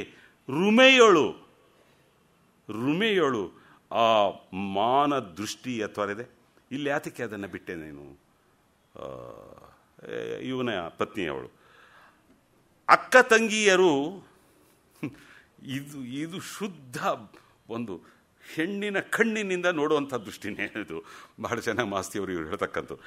ಅಕ್ಕ ತಂಗಿಯರು ನಿನಗಿಲ್ಲದುದರಿಂ, ಅಕ್ಕ ತಂಗಿಯರು ನಿನಗಿಲ್ಲದುದರಿಂ, ಹೃದಯ ಪಕ್ವಕ್ಕೆ ಅವಕಾಶವಾಗದೆ ಆ ಕಟ್ಟಣೆಯನ್ನು ನೀನು ಹೀಗೆ ಮೀರಿದೆಯಾ ಅಂತ ಕೇಳ್ತಾಳೆ. ನಿನಗೇನು ಗೊತ್ತಾಗ್ತದೆ ಹೆಣ್ಣುಮಕ್ಕಳ ಮನಸ್ಸಿನ ರೀತಿ? ಅಕ್ಕ ತಂಗಿಯರು ನಿನಗೆ ಯಾರಿಲ್ಲ, ಅವ್ರ ಜೊತೆಲಿ ನೀನು ಬೆಳೆದವನಲ್ಲ ನೀನು ಅನ್ನತಕ್ಕಂತಹ ಮಾತು. ಇಂತಹ ಕುರುಡು ಕಟ್ಟಣೆ ಅಂದ ದೃಷ್ಟಿ ನಿನ್ನದು ಅನ್ನುವಂಥದ್ದು. ಲೋಕ ಸಂಸ್ಥೆಯನ್ನರಿತು ಧರ್ಮವನ್ನು ಕಾಯುವಡೆ. ನೀನು ಹೇಳ್ತೀಯ ಲೋಕದಲ್ಲಿ ಧರ್ಮ ಅಂದರೆ ಏನು, ನ್ಯಾಯ ಅಂದರೆ ಏನು ತಿಳಿದುಕೊಂಡು ಅದರಂತೆ ನಾನು ನಡಿತೇನೆ ಅನ್ನೋದಾದರೆ ಕೇಳ್ತಾಳೆ, ಪ್ರಕೃತಿ ಯಂತ್ರದ ಚಕ್ರ ಕೀಲುಗಳ ನೋಡಿ ಕಡೆ. ನಿಸರ್ಗ ಏನು ಹೇಳ್ತದೆ, ನಿಸರ್ಗದಂತೆ ಮನುಷ್ಯ ಹೇಗೆ ವರ್ತಿಸ್ತಾರೆ ಅದನ್ನೂ ಸಹ ನೀನು ನೋಡಿಕೊಂಡು ಕಲಿಯಬೇಕಾಗಿತ್ತು ಅನ್ನುವ ಮಾತನ್ನು. ರಾಮನಿಗೆ ಭಾಳ ಕಷ್ಟವಾಗ್ತದೆ ತಾರೆಗೆ ಉತ್ತರ ಕೊಡೋದಕ್ಕೆ. ಅವನೇನೇನೋ ಬೇರೆ ಬೇರೆ ಮಾತುಗಳನ್ನು ಹೇಳಿ, ಎತ್ತಲೆಸೆದ ಕಲ್ಲು ಆರ ತಲೆಯ ನೊಡೆಯುವುದು. ಯಾರು ಬೀಸೋ ಕಲ್ಲು ಯಾರಿಗೆ ಬಂದು ತಾಗುತ್ತದೋ ಅವನು ಉತ್ತರ ಜಾರ್ಕೊಳ್ಳೋದಕ್ಕೆ ಅವನು ಉತ್ತರ ಕೊಡ್ತಕ್ಕಂಥ ರೀತಿ. ಎನ್ನಂತೆ ವಿರಹಿತನೊಳು ಅನುತಾಪಿ. ನನ್ನ ಹಾಗೆ ವಿರಹಿತನಾದ ಸುಗ್ರೀವನ ಬಗ್ಗೆ ಅನುತಾಪ ಉಂಟಾಯಿತು ನನಗೆ. ಅಲ್ಲದೆ ಬೇಡಿದೊಡಂ ಕ್ಷಮಿಸದಿರ್ದಂ. ಕೇಳಿಕೊಂಡ್ರು ತಮ್ಮ ಅಣ್ಣ ನಾನು ತಪ್ಪು ಮಾಡಿಲ್ಲ ಅಂತ ಕೇಳಿಕೊಂಡ್ರು ಆ ತಮ್ಮ ನಾನು ಕ್ಷಮಿಸಬೇಡವೆ, ಕ್ಷಮಿಸಲೇ ಇಲ್ವಲ್ಲ ಅವನು. ನನಗನ್ನಿಸುತ್ತೆ ಅನುಜ ವಿಭವವ ಸಹಿಸಲ್ ಅರಿಯದಿರ್ದಡೆ. ತಮ್ಮ ವೈಭವದಿಂದ ಇರೋದನ್ನು ನೋಡಿ ಇವನು ಸಹಿಸಕ್ಕಾಗಲಿಲ್ಲ ಅಂತ ಕಾಣಿಸುತ್ತೆ. ಹೀಗೆ ಹೇಳಿ ಸುಗ್ರೀವ ರಕ್ತಿಯನ್ನೇ ರುಮೆ ಮಾನ್ಯಳಾದಳು. ಸುಗ್ರೀವನಿಂದ ರುಮೆ ಮಾನ್ಯ ಸ್ತ್ರೀ ಅನಿಸಿಕೊಂಡಳು. ಯಾಕೆಂದರೆ ಅವಳು ಸೆರೆ ಇಟ್ಟಿದ್ನಲ್ಲ ಮೊದಲು ಆ ಪ್ರಸಂಗ ಎಲ್ಲ ಅಂದುಬಿಟ್ಟು, this is Rama A human being. ತಂಗಿ ನೀ ನನಗೆ ಗುರುವಾದೆ ನಾಂ ಮರೆಯನಿದನು. ಇವತ್ತು ನೀನು ಕೇಳಿದ ಪ್ರಶ್ನೆಗಳು ಇದರಿಂದ ಎಲ್ಲ ನೀನು ನನಗೆ ಗುರುವಾದೆ, ನಿನ್ನ ಈ ಮಾತುಗಳನ್ನು ನಾನು ಮರೆಯಲಾರೆ ಅನ್ನುವಂಥದ್ದು. ಈ ಪ್ರಸಂಗದಲ್ಲಿ ಮಾಸ್ತಿಯವರು 2 ಭಾಗಗಳು ಬರ್ತದೆ. ಅದರೊಳಗೆ ಒಂದು ಬಹಳ ಮುಖ್ಯವಾದದ್ದನ್ನು ಮಾತ್ರ ನಿಮಗೆ ಹೇಳ್ತಾನೆ. ಮುಂದೆ ತಾರೆ ಈ ಕೌಸಲ್ಯೆ, ಸುಮಿತ್ರೆ, ಕೈಕೇಯಿಯರ ಜೊತೆಯಲ್ಲಿ ಇವಳು ಕುತ್ಕೊಂಡು ಮಾತನಾಡ್ತಾ ಇರ್ತಾರೆ. ನೀವು ಹೇಳಿದ್ನಲ್ಲ ಎಲ್ಲ ಸಂವಾದ ಕಥನ ರೂಪ ಅಂತ. ಇವರು ಅರಮನೆಗೆ ತಾರೆಯನ್ನು ಇವರೆಲ್ಲ ಹೋಗಿರ್ತಾರೆ, ಪಟ್ಟಾಭಿಷೇಕ ಇವರೆಲ್ಲ ಬಂದಿರ್ತಾರೆ, ತಾರಿಗೆ ಹೋಗಿರ್ತಾರೆ. ಅವಳು ಕೂತ್ಕೊಂಡು ಇದು ಮಾಡಿದಾಗ ಕೌಸಲ್ಯ ಇದ್ದವಳು ಮೆತ್ತಗೆ ಮಾತನಾಡ್ತಾ ಈ ವಾಲಿ ಸತ್ತ ಮೇಲೆ ನೀನು ಸುಗ್ರೀವನ ಅವನ ಜೊತೆಯಲ್ಲಿ ಮದುವೆಯಾಗಿ ಇದ್ದಲ್ಲ, ಅದು ಹೇಗೆ ಸಾಧ್ಯವಾಯಿತು ಇದ್ದಲ್ಲ ಅಂತ ಕೇಳ್ತಾ. ಆಗ ತಾರೆ ಕೊಡುವ ಉತ್ತರ, ಈ ಮಾಸ್ತಿಯವರು ಕರ್ನಾಟಕದ ಹಳ್ಳಿಗಳನ್ನೆಲ್ಲ ಸುತ್ತಿ ಇಲ್ಲಿರುವ ಪದ್ಧತಿಗಳನ್ನೆಲ್ಲ ನೋಡಿರೋದನ್ನು ಹೇಗೆ ತಂದು ಇಲ್ಲಿ ಬಳಸ್ಕೊಳ್ತಾರೆ ಅನ್ನೋದು ತಾರೆ ಮಾತಿದು. ಆ ಕೌಸಲ್ಯ ಇವರನ್ನೆಲ್ಲ ಕುರಿತು ಆಕೆ ಹೇಳುವಂಥ ಮಾತು. ನಮ್ಮ ಜನದಲ್ಲಿ ಪೂರ್ವದಿಂದಲೂ ಒಂದು ಪದ್ಧತಿ, ಒಂದು ಮನೆತನದ ಸೋದರರ ಮದುವೆಯಾದ ಎಲ್ಲ ಹೆಣ್ಣು ಮನೆಯ ಸೊಸೆಯಂದಿರು. ಒಂದು ಮನೆಗೆ ಅವರು ಸೊಸೆಯರಾಗಿ ಬಂದರೆ ಅವರು ಇಡೀ ಮನೆಯ ಸೊಸೆಯಂದಿರು. ಗಂಡ ಹೆಂಡಿರು ಬಾಳು ಅನಿತು ದಿನ, ಗಂಡ ಹೆಂಡಿರು ಬಾಳು ಒಂದು ಅನಿತು ದಿನ, ಈ ಗಂಡು ಈ ಹೆಣ್ಣು ಜೊತೆ. ಗಂಡ ಹೆಂಡತಿ ಅಂತ ಅವ್ರ ಮದುವೆಯಾಗಿ ಬಂದ ಅವ್ರಿಗೆ ಒಟ್ಟಿಗೆ ಇರೋ ಅಷ್ಟು ದಿನ ಅವರಿಬ್ಬರು ಗಂಡು ಹೆಣ್ಣು ಜೊತೆ. ಇಂಥ ಜೊತೆಯ ಗಂಡ ಅಳಿದನೋ, ಗಂಡ ಸತ್ತೋದ ಅಂತ ಅಂದ್ಕೊಳ್ಳಿ, ಗಂಡ ಅಳಿದನೋ ಅವನ ಹೆಣ್ಣು ಇವನ ಸೋದರರಲ್ಲಿ ಹಿರಿಯವನ ಹೆಂಡಿರಾಗಬೇಕು. ಹಿರಿಯವನ ಹೆಂಡತಿಯಾಗಿ ಆಕೆ ಇರ್ತಾಳೆ, ಕೊಡ್ತಾಳೆ ಅವಳು, ರೀಸನನ್ನು ಹೇಳ್ತಾಳೆ ಅವಳು, ಆಗಬೇಕು. ಇಲ್ಲ ಸೋದರರಲ್ಲಿ ಇವನು ಒಪ್ಪುವ ಬೇರೆ ಒಬ್ಬನೊಡನಿರಬಹುದು. ಕುಲದ ಕಾರಣ ಏನು? ಏತಕ್ಕೆ ನಮ್ಮಲ್ಲಿ ಈ ಪದ್ಧತಿ ಅಂದರೆ, ಕುಲದ ಹೆಣ್ಣೊಂದು ದಿಕ್ಕಿಲ್ಲದಾಯಿತು ಎಂದು ಯಾವನೇ ಬೀದಿ ಹೋಕನ ಕಣ್ಣ ಓಟಕ್ಕೆ ಬಲಿಯಾಗುವುದು ಬೇಡ. ಇದು ನಮ್ಮ ರೀತಿ. ಬೀದಿ ಹೋಕರು ಕಣ್ಣು ಹಾಕುವಂಥದ್ದನ್ನು ತಪ್ಪಿಸುವುದಕ್ಕೆ ಇಡೀ ಮನೆಯ ಒಂದು ರಕ್ಷಣೆ, ಮನೆಯ ಒಂದು ಕೋಟೆ ಅವಳಿಗೆ ಒದಗಿಸಿಕೊಡಬೇಕು ಎನ್ನುವ ಇದು ಪೂರ್ವಿಕರ ಮನಸ್ಸು. ಅದರ ಪ್ರಶ್ನೆ ಇವಳದು ಇನ್ನೂ ಬಂದಿಲ್ಲ. ನೀನು ಯಾತಕ್ಕೆ ಅಂತ ಕೇಳಿದಾಗ this is something beautiful, I tell you. ಮಾಸ್ತಿಯವರ ಸೂಕ್ಷ್ಮ ಮನಸ್ಸು ಮಾತ್ರ ಇಂಥದನ್ನು. ನಾನು ಸಂಸ್ಕೃತಿ ಸಂಸ್ಕೃತಿ ಸಂಸ್ಕೃತಿ ದರ್ಶನ ಅನ್ನುವ ಮಾತನ್ನು ಹೇಳಿದ್ನಲ್ಲ, ಆ ದರ್ಶನ ಹೇಗೆ ಎಲ್ಲ ಸಣ್ಣ ಪುಟ್ಟ ವಿವರಗಳಲ್ಲಿ ವ್ಯಕ್ತವಾಗ್ತದೆ. ಅವಳು ಹೇಳ್ತಾಳೆ, ಹಿರಿಯ ಜನ ಅಂತೆ ನನ್ನೀ ತಂಗಿ, ಈ ಸುಗ್ರೀವನ ಪತ್ನಿ ನನ್ನೀ ತನ್ನಿ ರುಮಿ, ಮೈದುನೆಗೆ ಹೇಳಿ ನಾನವನ ಹೆಂಡಿರು ಎಂದು ಮಾಡಿದರು. ಸುಗ್ರೀವನಿಗೆ ಹೇಳಿಬಿಟ್ಟು ನನ್ನ ಅವನ ಹೆಂಡಿರು ಎಂದು ಮಾಡಿದರು. ಹಿರಿಯ ಜನರು ಎಲ್ಲರೂ ಹೇಳಿದ್ರು, ಅದರಂತೆ ಪದ್ಧತಿಯಂತೆ. ಹೆಂಡಿರೆಂದೊಡನೆ ಗಂಡನ ಜೊತೆಗೆ ಬಾಳಲೇಬೇಕೆಂದಿಲ್ಲ, ಗಂಡನ ಜೊತೆಗೆ ಬಾಳಲೇಬೇಕೆಂದಿಲ್ಲ. ತಂಗಿಯ ಬಾಳ ಕೆಡಿಸಬೇಕಾದ ಪಾಡೇನು ಈ ಅಕ್ಕನಿಗೆ? ಅವನ ಗಂಡ ಅಂದ್ಕೊಂಡು ಅವನ ಜೊತೆಯಲ್ಲಿ ಬಾಳ್ತೀನಿ ಅಂದ್ಬಿಟ್ಟು ನನ್ನ ತಂಗಿ ಬಾಳನ್ನು ಹಾಳು ಮಾಡಬೇಕಾದದ್ದು ನನಗೇನು ಬಂದಿದೆ? ಪಾಡೇನು ಈ ಅಕ್ಕನಿಗೆ? ತಂಗಿ ನನ್ನ ಅಡ್ಡಿಯಾಗಿದ್ದಾಳೆಂದೆಲ್ಲ. ಅವಳೇ ನಾನು ಒಂದು ವೇಳೆ ಅವನ ಜೊತೆ ನಾನು ಇರ್ತೇನೆ ಅಂತ ಅಂದಿದ್ರೆ ಬೇಡ ಅಂತ ಹೇಳ್ತಿರ್ಲಿಲ್ಲ. ಅವಳು ಅಡ್ಡಿಯಾಗಿದ್ದಾಳೆಂದಲ್ಲ, ಬಿಡಿ ಆ ವಿಷಯ. ನಾನು ಸುಗ್ರೀವನಿಗೆ ನಡೆದುಕೊಂಡರೆ ತಂಗಿ ಬೇಡ ಎನ್ನುತ್ತಿರಲಿಲ್ಲ. ಇಲ್ಲಿ ನೋಡಿ, ಆದರೂ ನಾ ನಡೆಯೇ, ಆ ರೀತಿ ನಾನು ನಡ್ಕೊಳ್ಳಾರೆ, ಏಕೆಂದರೆ ನನಗೆ ಮಗನಿದ್ದ. This is beauty, this is beauty. ಇದು ಮಾಸ್ತಿಯವರು ಈ ಮಾತಿದೆಯಲ್ಲ, ಈ ಬದುಕು ಸಂಸಾರ ಯಾವ ಒಂದು ಗುರಿಯನ್ನು ಉಳ್ಳಂಥದ್ದು, ಉದ್ದೇಶವನ್ನು ಉಳ್ಳಂಥ. ಈ ಮಗು ಇದ್ದುಕೊಂಡು ತಾನು ಹೋದಾಗ ತಾನು ಕಾಮ ಪಿಪಾಸೆ ಆಗ್ತಾಳೆ ಅಷ್ಟೇ, ತಾನು ಕಾಮ ಪಿಪಾಸೆ ಆಗ್ತಾಳೆ. ನನಗೊಬ್ಬ ಮಗನಿದ್ದ. ಅಂತೆ ತಂಗಿ ಮೈದುನ ಸಂತೋಷವಾಗಿಹುದ ನೋಡುವುದೇ ನನಗೆ ಒಂದು ಸಂತೋಷ. ಅವರಿಬ್ಬರು ಮೈದುನವರು ಎಷ್ಟು ಸಂತೋಷವಾಗಿದ್ದಾರೆ ಅಂತ ನೋಡುವಂಥದ್ದೇ ನನಗೂ ತುಂಬ ಸಂತೋಷ. ಇದಕ್ಕಿಂತ ಮತ್ತೇನು ಬೇಕು? ಇದು ಮಾಸ್ತಿಯವರ ದೃಷ್ಟಿ. ಸಣ್ಣ ಪುಟ್ಟ ವಿವರಗಳಲ್ಲಿ ಹೇಗೆ ಅವರು ಇದನ್ನೆಲ್ಲ ತರ್ತಾರೇನು. ಇನ್ನು ಕೊನೆಯ ಒಂದು ಪ್ರಸಂಗವನ್ನು, ಸೀತೆಯ ಅಗ್ನಿ ಪರೀಕ್ಷೆಗೆ ಸಂಬಂಧಪಟ್ಟದ್ದು, ಅದು ಸಣ್ಣ ಒಂದೆರಡು ಮಾತುಗಳನ್ನು ಮಾತ್ರವೇ ಅದನ್ನು ಹೇಳಿ ನಾನು ಮುಗಿಸ್ತೇನೆ. ಇಷ್ಟು ಕಷ್ಟಪಟ್ಟು ಬಿಡಿಸಿಕೊಂಡ, ಇದು ಆದಿಕವಿ ವಾಲ್ಮೀಕಿಯಲ್ಲಿ ಮಾಸ್ತಿಯವರು ಹೇಳ್ತಕ್ಕಂಥ ಮಾತು, ಆ ಗ್ರಂಥದಿಂದ ಇದನ್ನು ತೆಗೆದುಕೊಂಡಿದೆ. ಇಷ್ಟು ಕಷ್ಟಪಟ್ಟು ಬಿಡಿಸಿಕೊಂಡ ಈ ಹೆಣ್ಣು ತನ್ನನ್ನೂ ತನ್ನ ಕುಲವನ್ನೂ ಲೋಕದ ಮುಂದೆ ಹಗುರ ಮಾಡಿದಳೆ ಎಂದು ಅವನಿಗೆ ಸಂಕೋಚ, ರಾಮನಿಗೆ. ಆದ್ದರಿಂದ ಸೀತೆ ಸತ್ಯವಂತಳೆಂದು ರಾಮನು ಒಪ್ಪಿಕೊಂಡಿದ್ದರೆ ಅದು ಅವನ ಮಾತ್ರಕ್ಕೆ ಸಾಕಾಗಬಹುದಾಗಿತ್ತು. ಅವನಿಗೆ ಒಪ್ಪಿಗೆ ಆಗ್ತಿತ್ತು, ಅವನೊಬ್ಬನಿಗೆ ಗೊತ್ತಾಗ್ತಿತ್ತು ಅವಳು ಸತ್ಯವಂತಳು ಅನ್ನೋದು. ಲೋಕಕ್ಕೆ ಸಾಲದು. ಲೋಕದ ಮಾತಿಗೆ ಏನು ಉತ್ತರ ಹೇಳುವುದು? ರಾಮನು ಆ ಹೊತ್ತಿನ ಭಾವಗಳ ವ್ಯಾಕುಲದಲ್ಲಿ ಲೋಕ ಹೇಳುವ ಮಾತನ್ನು ತಾನೇ ಹೇಳಿಬಿಟ್ಟನು.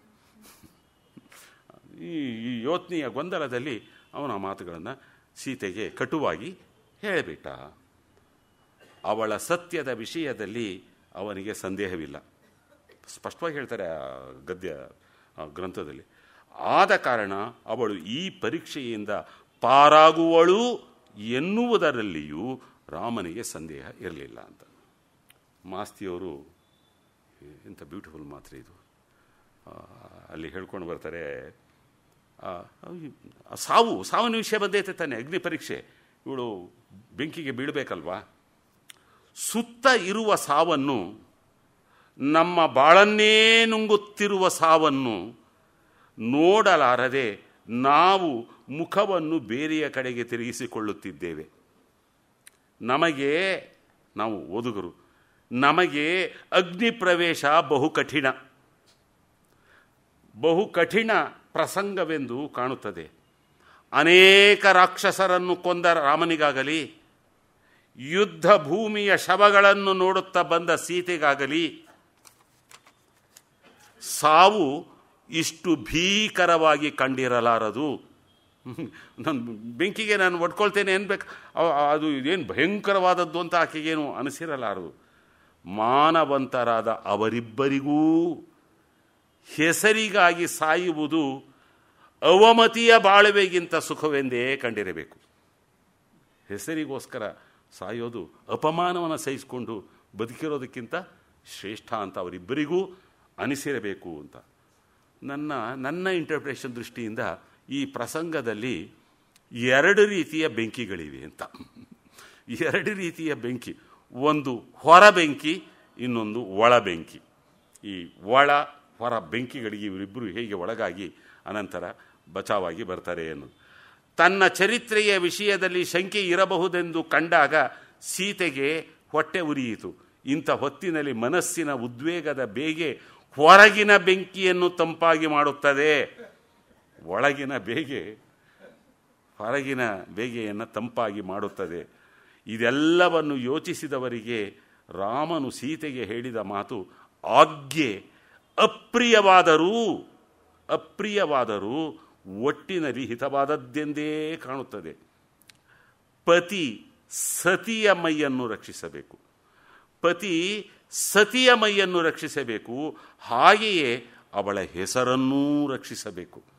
ಬರೀ ದೇಹದ ಇದಷ್ಟಲ್ಲ, ಅವಳ ವ್ಯಕ್ತಿತ್ವವನ್ನು ಅದನ್ನು ಸಹ ಆತ ರಕ್ಷಿಸಬೇಕು. ಅಂದುಬಿಟ್ಟು ಅಗ್ನಿಯನ್ನು ಹೊಕ್ಕದ್ದು ಸೀತೆ ಮಾತ್ರವಲ್ಲ, ಅವಳ ಜೊತೆಯಲ್ಲಿ ರಾಮನೂ ಒಂದು ಅಗ್ನಿಯನ್ನು ಹೊಕ್ಕನು. ಅದು ಒಂದು ಪರೀಕ್ಷೆ. ಒಂದು ಅಗ್ನಿಯನ್ನು ಹೊಕ್ಕನು. ಅವಳು ಬದುಕಿಕೊಂಡಾಗ ಇವನೂ ಬದುಕಿಕೊಂಡನು. ಎಷ್ಟು ಸೊಗಸಾಗಿ ಆ ಭಾಗವನ್ನು ಅವರು ನೋಡ್ಕೊಂಡು ಬರ್ತಾರೆ ಅನ್ನುವಂಥದ್ದು. ಸೀತೆಯ ಮಾತನ್ನು ಮಾತ್ರವೇ ಇಲ್ಲಿ ನಾನು ಹೇಳೋದಕ್ಕೆ, ಇದು ಆಗಲೇ ನಾನು ಅದನ್ನು ಹೇಳಿದ್ನಲ್ಲ, ಹೊಂಡದ ವಿಷಯ ಹೇಳಿದೆ. ಆ ಭಾಗವನ್ನು ಬಿಟ್ಟುಬಿಟ್ಟು ಸೀತೆ ಹೇಳೋ ಮಾತುಗಳನ್ನು ಮಾತ್ರ ನಿಮ್ಮ ಮುಂದೆ 1-2 ಮಾತು ಹೇಳಿಬಿಟ್ಟು ಹೇಳ್ತೇನೆ. ಅಗ್ನಿದೇವನಿಗೆ ಕೈ ಮುಗಿದು ನನ್ನೊಡೆಯ ಶ್ರೀರಾಮಚಂದ್ರನನ್ನು ಹೊರತು, ಅವಳು ಸೀತೆ, ಬೇರೆಯ ಗಂಡ ಮನದಿ ನೆನೆದವಳಲ್ಲ. ನನ್ನ ಚರಿತೆ ವಿಶುದ್ಧ, ನನ್ನ ಜೀವ ಕಳಂಕರಹಿತ. ಈ ಸತ್ಯವನ್ನು ಬಲ್ಲ ಅಗ್ನಿದೇವರು ನನ್ನ ಸಂರಕ್ಷಿಸಲಿ ಎಂದು ಅವಳು. ಈಕೆ ಹೀಗೆ ಹೇಳ್ತಿದ್ದಾಗ ಎಲ್ಲರಿಗೂ ಮಿಗಿಲಾಗಿ ಶ್ರೀರಾಮಚಂದ್ರನಿಗೆ ಇದು ಚಿಂತೆ ಎನ್ನುವುದು ಮುಖದಿ ಕಾಣುತ್ತಿತ್ತು. ಅವನ ಮುಖದಲ್ಲಿ ಏನಾಗ್ತು, ಆ ಚಿಂತೆ ಅವನನ್ನು ಕಾಣ್ತಾ ಇತ್ತು. ಚಿತೆಯ ಆ ಕಡೆಯಿಂದ ಹೊರಗೆ ದಯ ಮಾಡಿದರು. ಯಾರು? ಸೀತಾದೇವಿ ದಯ ಮಾಡೋರು. ಜನ ಈಗ ಹರ್ಷದಲ್ಲಿ ದೇವಿಯರು ಸತ್ಯವಂತರು, ಅಗ್ನಿ ಅವರ ಸಂರಕ್ಷಿಸಿತು ಎಂದು ಶ್ರೀರಾಮಚಂದ್ರ ಪ್ರಭು ಸಂತಸದ ಮೆಲುನಗೆಯ ಮುಖಮುದ್ರೆಯಲ್ಲಿ ನಿಂತು ಕೈಚಾಚಿ ದೇವಿಯರ ಕರೆದು ಬರಮಾಡಿಕೊಂಡರು. ಅವರ ಕುಳ್ಳಿರಿಸಿ ತಾವು ಪಕ್ಕದಲ್ಲಿ ಕುಳಿತರು. ದೇವಿ ಧರ್ಮಿಷ್ಠೆ, ಅಗ್ನಿದೇವರು ಎಂತೂ ಅಂತೇ ಪಾವನೆ. ಅಗ್ನಿ ಹೇಗೆ ಪವಿತ್ರನೋ ಹಾಗೆ ಇವಳು ಸಹ. ಇದು ಅವಳ ಮನಸ್ಸಿನ ಮಾತು ನೋಡಿ, ಸೀತೆಯ ಮನಸ್ಸಿನ ಮಾತು. ಅದನ್ನು ಹೇಳಿಬಿಟ್ಟು ನಿಲ್ಲಿಸ್ತೇನೆ ನಾನು. ಸೀತೆ ಹೇಳ್ತಾಳೆ, ಮುಂದೆ ಬರ್ತದೆ ಅದು. ಊರ್ಮಿಳೆ ಮತ್ತು ಸೀತೆ ಇಬ್ಬರು ಮಾತನಾಡ್ತಾ ಇರ್ತಾರೆ, ಅಕ್ಕ ತಂಗಿಯರು ಮಾತನಾಡ್ಕೊಳ್ತಾ ಇರ್ತಾರೆ. ಆಗ ಊರ್ಮಿಳೆಗೆ ಈ ಮಾತು ಹೇಳ್ತಾಳೆ, ನನಗೆ ಇಂತಹ ಮಾತನ್ನು ಕೇಳಿ ರಾಮಚಂದ್ರ ಕಠಿಣವಾಗಿ ಮಾತನಾಡದ್ನಲ್ಲ, ಎಲ್ಲಾದರೂ ಹೋಗು, ಯಾರ ಜೊತೆಗಾದರೂ ಹೋಗು, ಬೇರೆ ಎಲ್ಲಾದರೂ ಇರು ಅಂದ್ಬಿಟ್ನಲ್ಲ, ಇಂತಹ ಮಾತನ್ನು ಕೇಳಿ ಬದುಕಿರುವುದೇ ಬೇಡ ಎಂದೆನ್ನಿಸಿತು. ನಿನ್ನರಸನಿಗೆ ಒಂದು ಚಿತೆಯ ಮಾಡು ಎಂದೇನು. ಲಕ್ಷ್ಮಣನನ್ನು ತುಂಬ ಹೊಗಳ್ತಾಳೆ. ಆಮೇಲೆ ಮೊದಲು ಬೈದಿರ್ತಾಳಲ್ಲ, ಅನಂತರ ಅದನ್ನು ಕಂಪನ್ಸೇಟ್ ಮಾಡೋ ರೀತಿಯಲ್ಲಿ ಹೊಡೆಯುತ್ತಾ. ಆಮೇಲೆ ಇದು ಇವಳ ರೀತಿ. ಏತಕ್ಕೆ ಅವಳ ನಿರ್ಧಾರ? ಈ ಕಡೆಯಿಂದ ಹೋಗಿ ಆ ಕಡೆಯಿಂದ ಹಾಯ್ದು ಬರ್ತಾಳಲ್ಲ. ತಪ್ಪನಾಡಿದ ಗಂಡ ತಪ್ಪನಾಡಿದ ಗಂಡ ದಂಡಿಸುವುದಲ್ಲ, ಅವನು ದಂಡಿಸೋದಲ್ಲ, ಅವನನ್ನು ಕಾಯ್ದುಕೊಂಬುದು ನನ್ನ ಕರ್ತವ್ಯ ಎಂದೆನಿಸಿತು. ಇದು ಬ್ಯೂಟಿ. ಅವನು ಬೈದ ಅಂದ್ಬಿಟ್ಟು ನಿನ್ನ ಮನೆ ಹಾಳಾಗ, ನಿನ್ನ ಯೋಗ್ಯತೆ ಗೊತ್ತಿಲ್ವಾ ಅಂತ ತಿರುಗಿ ಹೇಳೋದಲ್ಲ. ತಪ್ಪು ಗಂಡ ಮಾಡಿದ್ದಾನೆ, ಅವನು ಮಾಡಿದ್ದಾನೆ ಅಂದ್ಬಿಟ್ಟು ಅವನಿಗೆ ದಂಡನೆಯನ್ನು ವಿಧಿಸೋದು ನನ್ನದಲ್ಲ. ಆದರೆ ಅವನನ್ನು ಕಾಯ್ದುಕೊಂಬುದು ನನ್ನ ಕರ್ತವ್ಯ ಎಂದೆನಿಸಿತು. ಹೊಂಡ ಕಿಚ್ಚ ಬಳಸಿ ನಡೆಯುತ್ತಾ ನಾನು ಜೀವಿಸಿರುವುದೇ ಯುಕ್ತ ಎಂದು ನಿಶ್ಚಯಿಸಿಕೊಂಡೆನು. ಹೀಗೆ ಕಿಚ್ಚಿನಿಂದ ಹೊರಗೈ ತಂದು ಹಳಿದಿದ್ದ ಗಂಡನ ಅಂಕವ ಸಾರಿ ಕುಳಿತನು. ಅವನ ತೊಡೆ ಮೇಲೆ ಕುಳಿತುಬಿಟ್ಟೆ ಅಂತ. ಈ ಬದುಕಿಗೆ ಸಂಬಂಧಪಟ್ಟಂತೆ ಬದುಕೋದಿದೆಯಲ್ಲ, ಏನು ಅವಳು ಇದು ಅಗ್ನಿಚಿತಿಯಲ್ಲಿ ಅವಳನ್ನು ಮುಗಿಸ್ಬಿಡ್ಬೇಕು ಅನ್ನೋ ರೀತಿ ಕಾವ್ಯ ಹೇಳೋದು ದೊಡ್ಡದಲ್ಲ. ಆ ಬದುಕಿಗೆ ಸಂಬಂಧಪಟ್ಟಂತೆ ಇರುವ ಆ ಮೌಲ್ಯವನ್ನು, ಆ ಭಾವನೆಗಳನ್ನು ವ್ಯಕ್ತಪಡಿಸುವಂಥದ್ದು ಇದೆಯಲ್ಲ, ಅತ್ಯಂತ ಸೂಕ್ಷ್ಮವಾಗಿ ಈ ಎರಡು ಪ್ರಸಂಗಗಳು ಇನ್ನೂ ಬೇಕಾದಷ್ಟಿವೆ, ನಡುವೆ ಬೇಕಾದಷ್ಟು ಬರ್ತದೆ, ಅವೆಲ್ಲ ಬೇಡ. ಒಂದೆರಡು ದೃಷ್ಟಾಂತಗಳಿಂದ ಮಾಸ್ತಿಯವರ ಸಂಸ್ಕೃತಿ ದೃಷ್ಟಿ ಅಂತ ಹೇಳಿದ್ನಲ್ಲ, ತಾರಿಯ ಮಾತನ್ನು ಗಮನಿಸ್ಕೊಳ್ಳಿ, ಎಂಥ ಸಂಸ್ಕೃತಿಯ ಮಾತು. ಒಂದು ಮಾತು ಹೇಳ್ತೇನೆ, ನಾಗರಿಕತೆಯಲ್ಲಿ ಮೇಲು ಕೀಳು, ಮುಂದುವರೆದದ್ದು ಹಿಂದುಳಿದದ್ದು ಅಂತ ಉಂಟು. ಆದರೆ ಸಂಸ್ಕೃತಿಯಲ್ಲಿ ಮೇಲು ಕೀಳು ಎಂಬುದಿಲ್ಲ. ಒಬ್ಬ ಬುಡಕಟ್ಟಿನ ಜನಾಂಗದ ಸಂಸ್ಕೃತಿಯೂ ಶ್ರೇಷ್ಠವಾದದ್ದು, ಒಂದು ನಾಗರಿಕ ಸಮಾಜದ ಸಂಸ್ಕೃತಿಯೂ ಶ್ರೇಷ್ಠವಾದದ್ದು. ಅದನ್ನು ಎಷ್ಟು ಸೊಗಸಾಗಿ, ಏಕೆಂದರೆ ತಾರಿಯ ಪ್ರಸಂಗದಿಂದ ಇದು ಗೊತ್ತಾಗ್ತದೆ, ಎಷ್ಟು ಸೊಗಸಾಗಿ ಅದನ್ನು ಅವರು ನಿರೂಪಿಸ್ಕೊಂಡು ಬರ್ತಾರೆ. ಭಾಳ ಜನಗಳಿಗೆ ಇದೇನೋ ರಾಮ್ ಭಟ್ಟ ಭಾಳ ಸರಳವಾಗಿದೆ, ಎಂಥ ಕಷ್ಟವಾಗಿ ಏನಿಲ್ಲ. ಏಕೆಂದರೆ ಅವರು ಕುವೆಂಪು ರಾಮಾಯಣ ದರ್ಶನಂತೆ ಆ ರೀತಿಯ ಕನ್ನಡದಲ್ಲಿ, ಕ್ಲಾಸಿಕ್ ಕನ್ನಡದಲ್ಲಿ ಬರೆದ ರೀತಿ ಏನಲ್ಲ, ಆಧುನಿಕ ಕನ್ನಡದಲ್ಲೇ, ಹೊಸ ಕನ್ನಡದಲ್ಲೇ ಬಹಳ ಸರಳವಾಗಿ ಅದನ್ನೆಲ್ಲ ಹೇಳ್ಕೊಂಡು ಬಂದಿದ್ದಾರೆ. ನನಗೆ ಇದನ್ನು ಗಮನಿಸಬೇಕು. ಈ ಸಂಸ್ಕೃತಿ ಚಿಂತನೆ ಇದೆಯಲ್ಲ, ಇದನ್ನು ಗಮನಿಸಿ ಚರಿತ್ರೆಯ ಕಸವನ್ನು ಬಿಸುಟು ಕಾವ್ಯದ ರಸವನ್ನು, ಆ ಅನುಭವವನ್ನು ಸ್ವೀಕರಿಸುವಂಥದ್ದನ್ನು ನಾವು ಕಲಿಯಬೇಕು ಅಂತ ಎಷ್ಟೋ ವೇಳೆ ನನಗೆ ಅನಿಸುತ್ತೆ. ನಮಸ್ಕಾರ.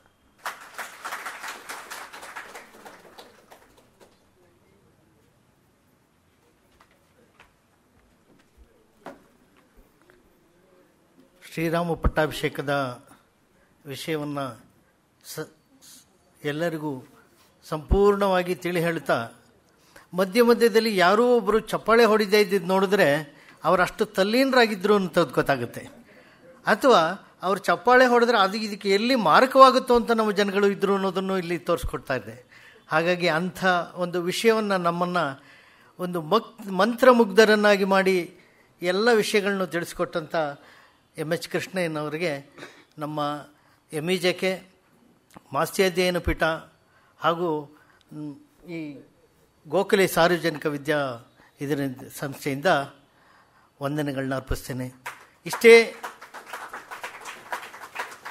ಕೊನೆಯವರೆಗೂ ಯಾವುದೂ ಇಲ್ಲದೆ ಮಂತ್ರಮುಗ್ಧರಾಗಿ ನಿಶ್ಶಬ್ದವಾಗಿ ಕೂತು ಕೇಳಿದಂಥ ತಮ್ಮೆಲ್ಲರಿಗೂ ನಮ್ಮ ಸಂಸ್ಥೆಯ ಪರವಾಗಿ ಹೃತ್ಪೂರ್ವಕ ವಂದನೆಗಳನ್ನ ಅರ್ಪಿಸ್ತೇನೆ.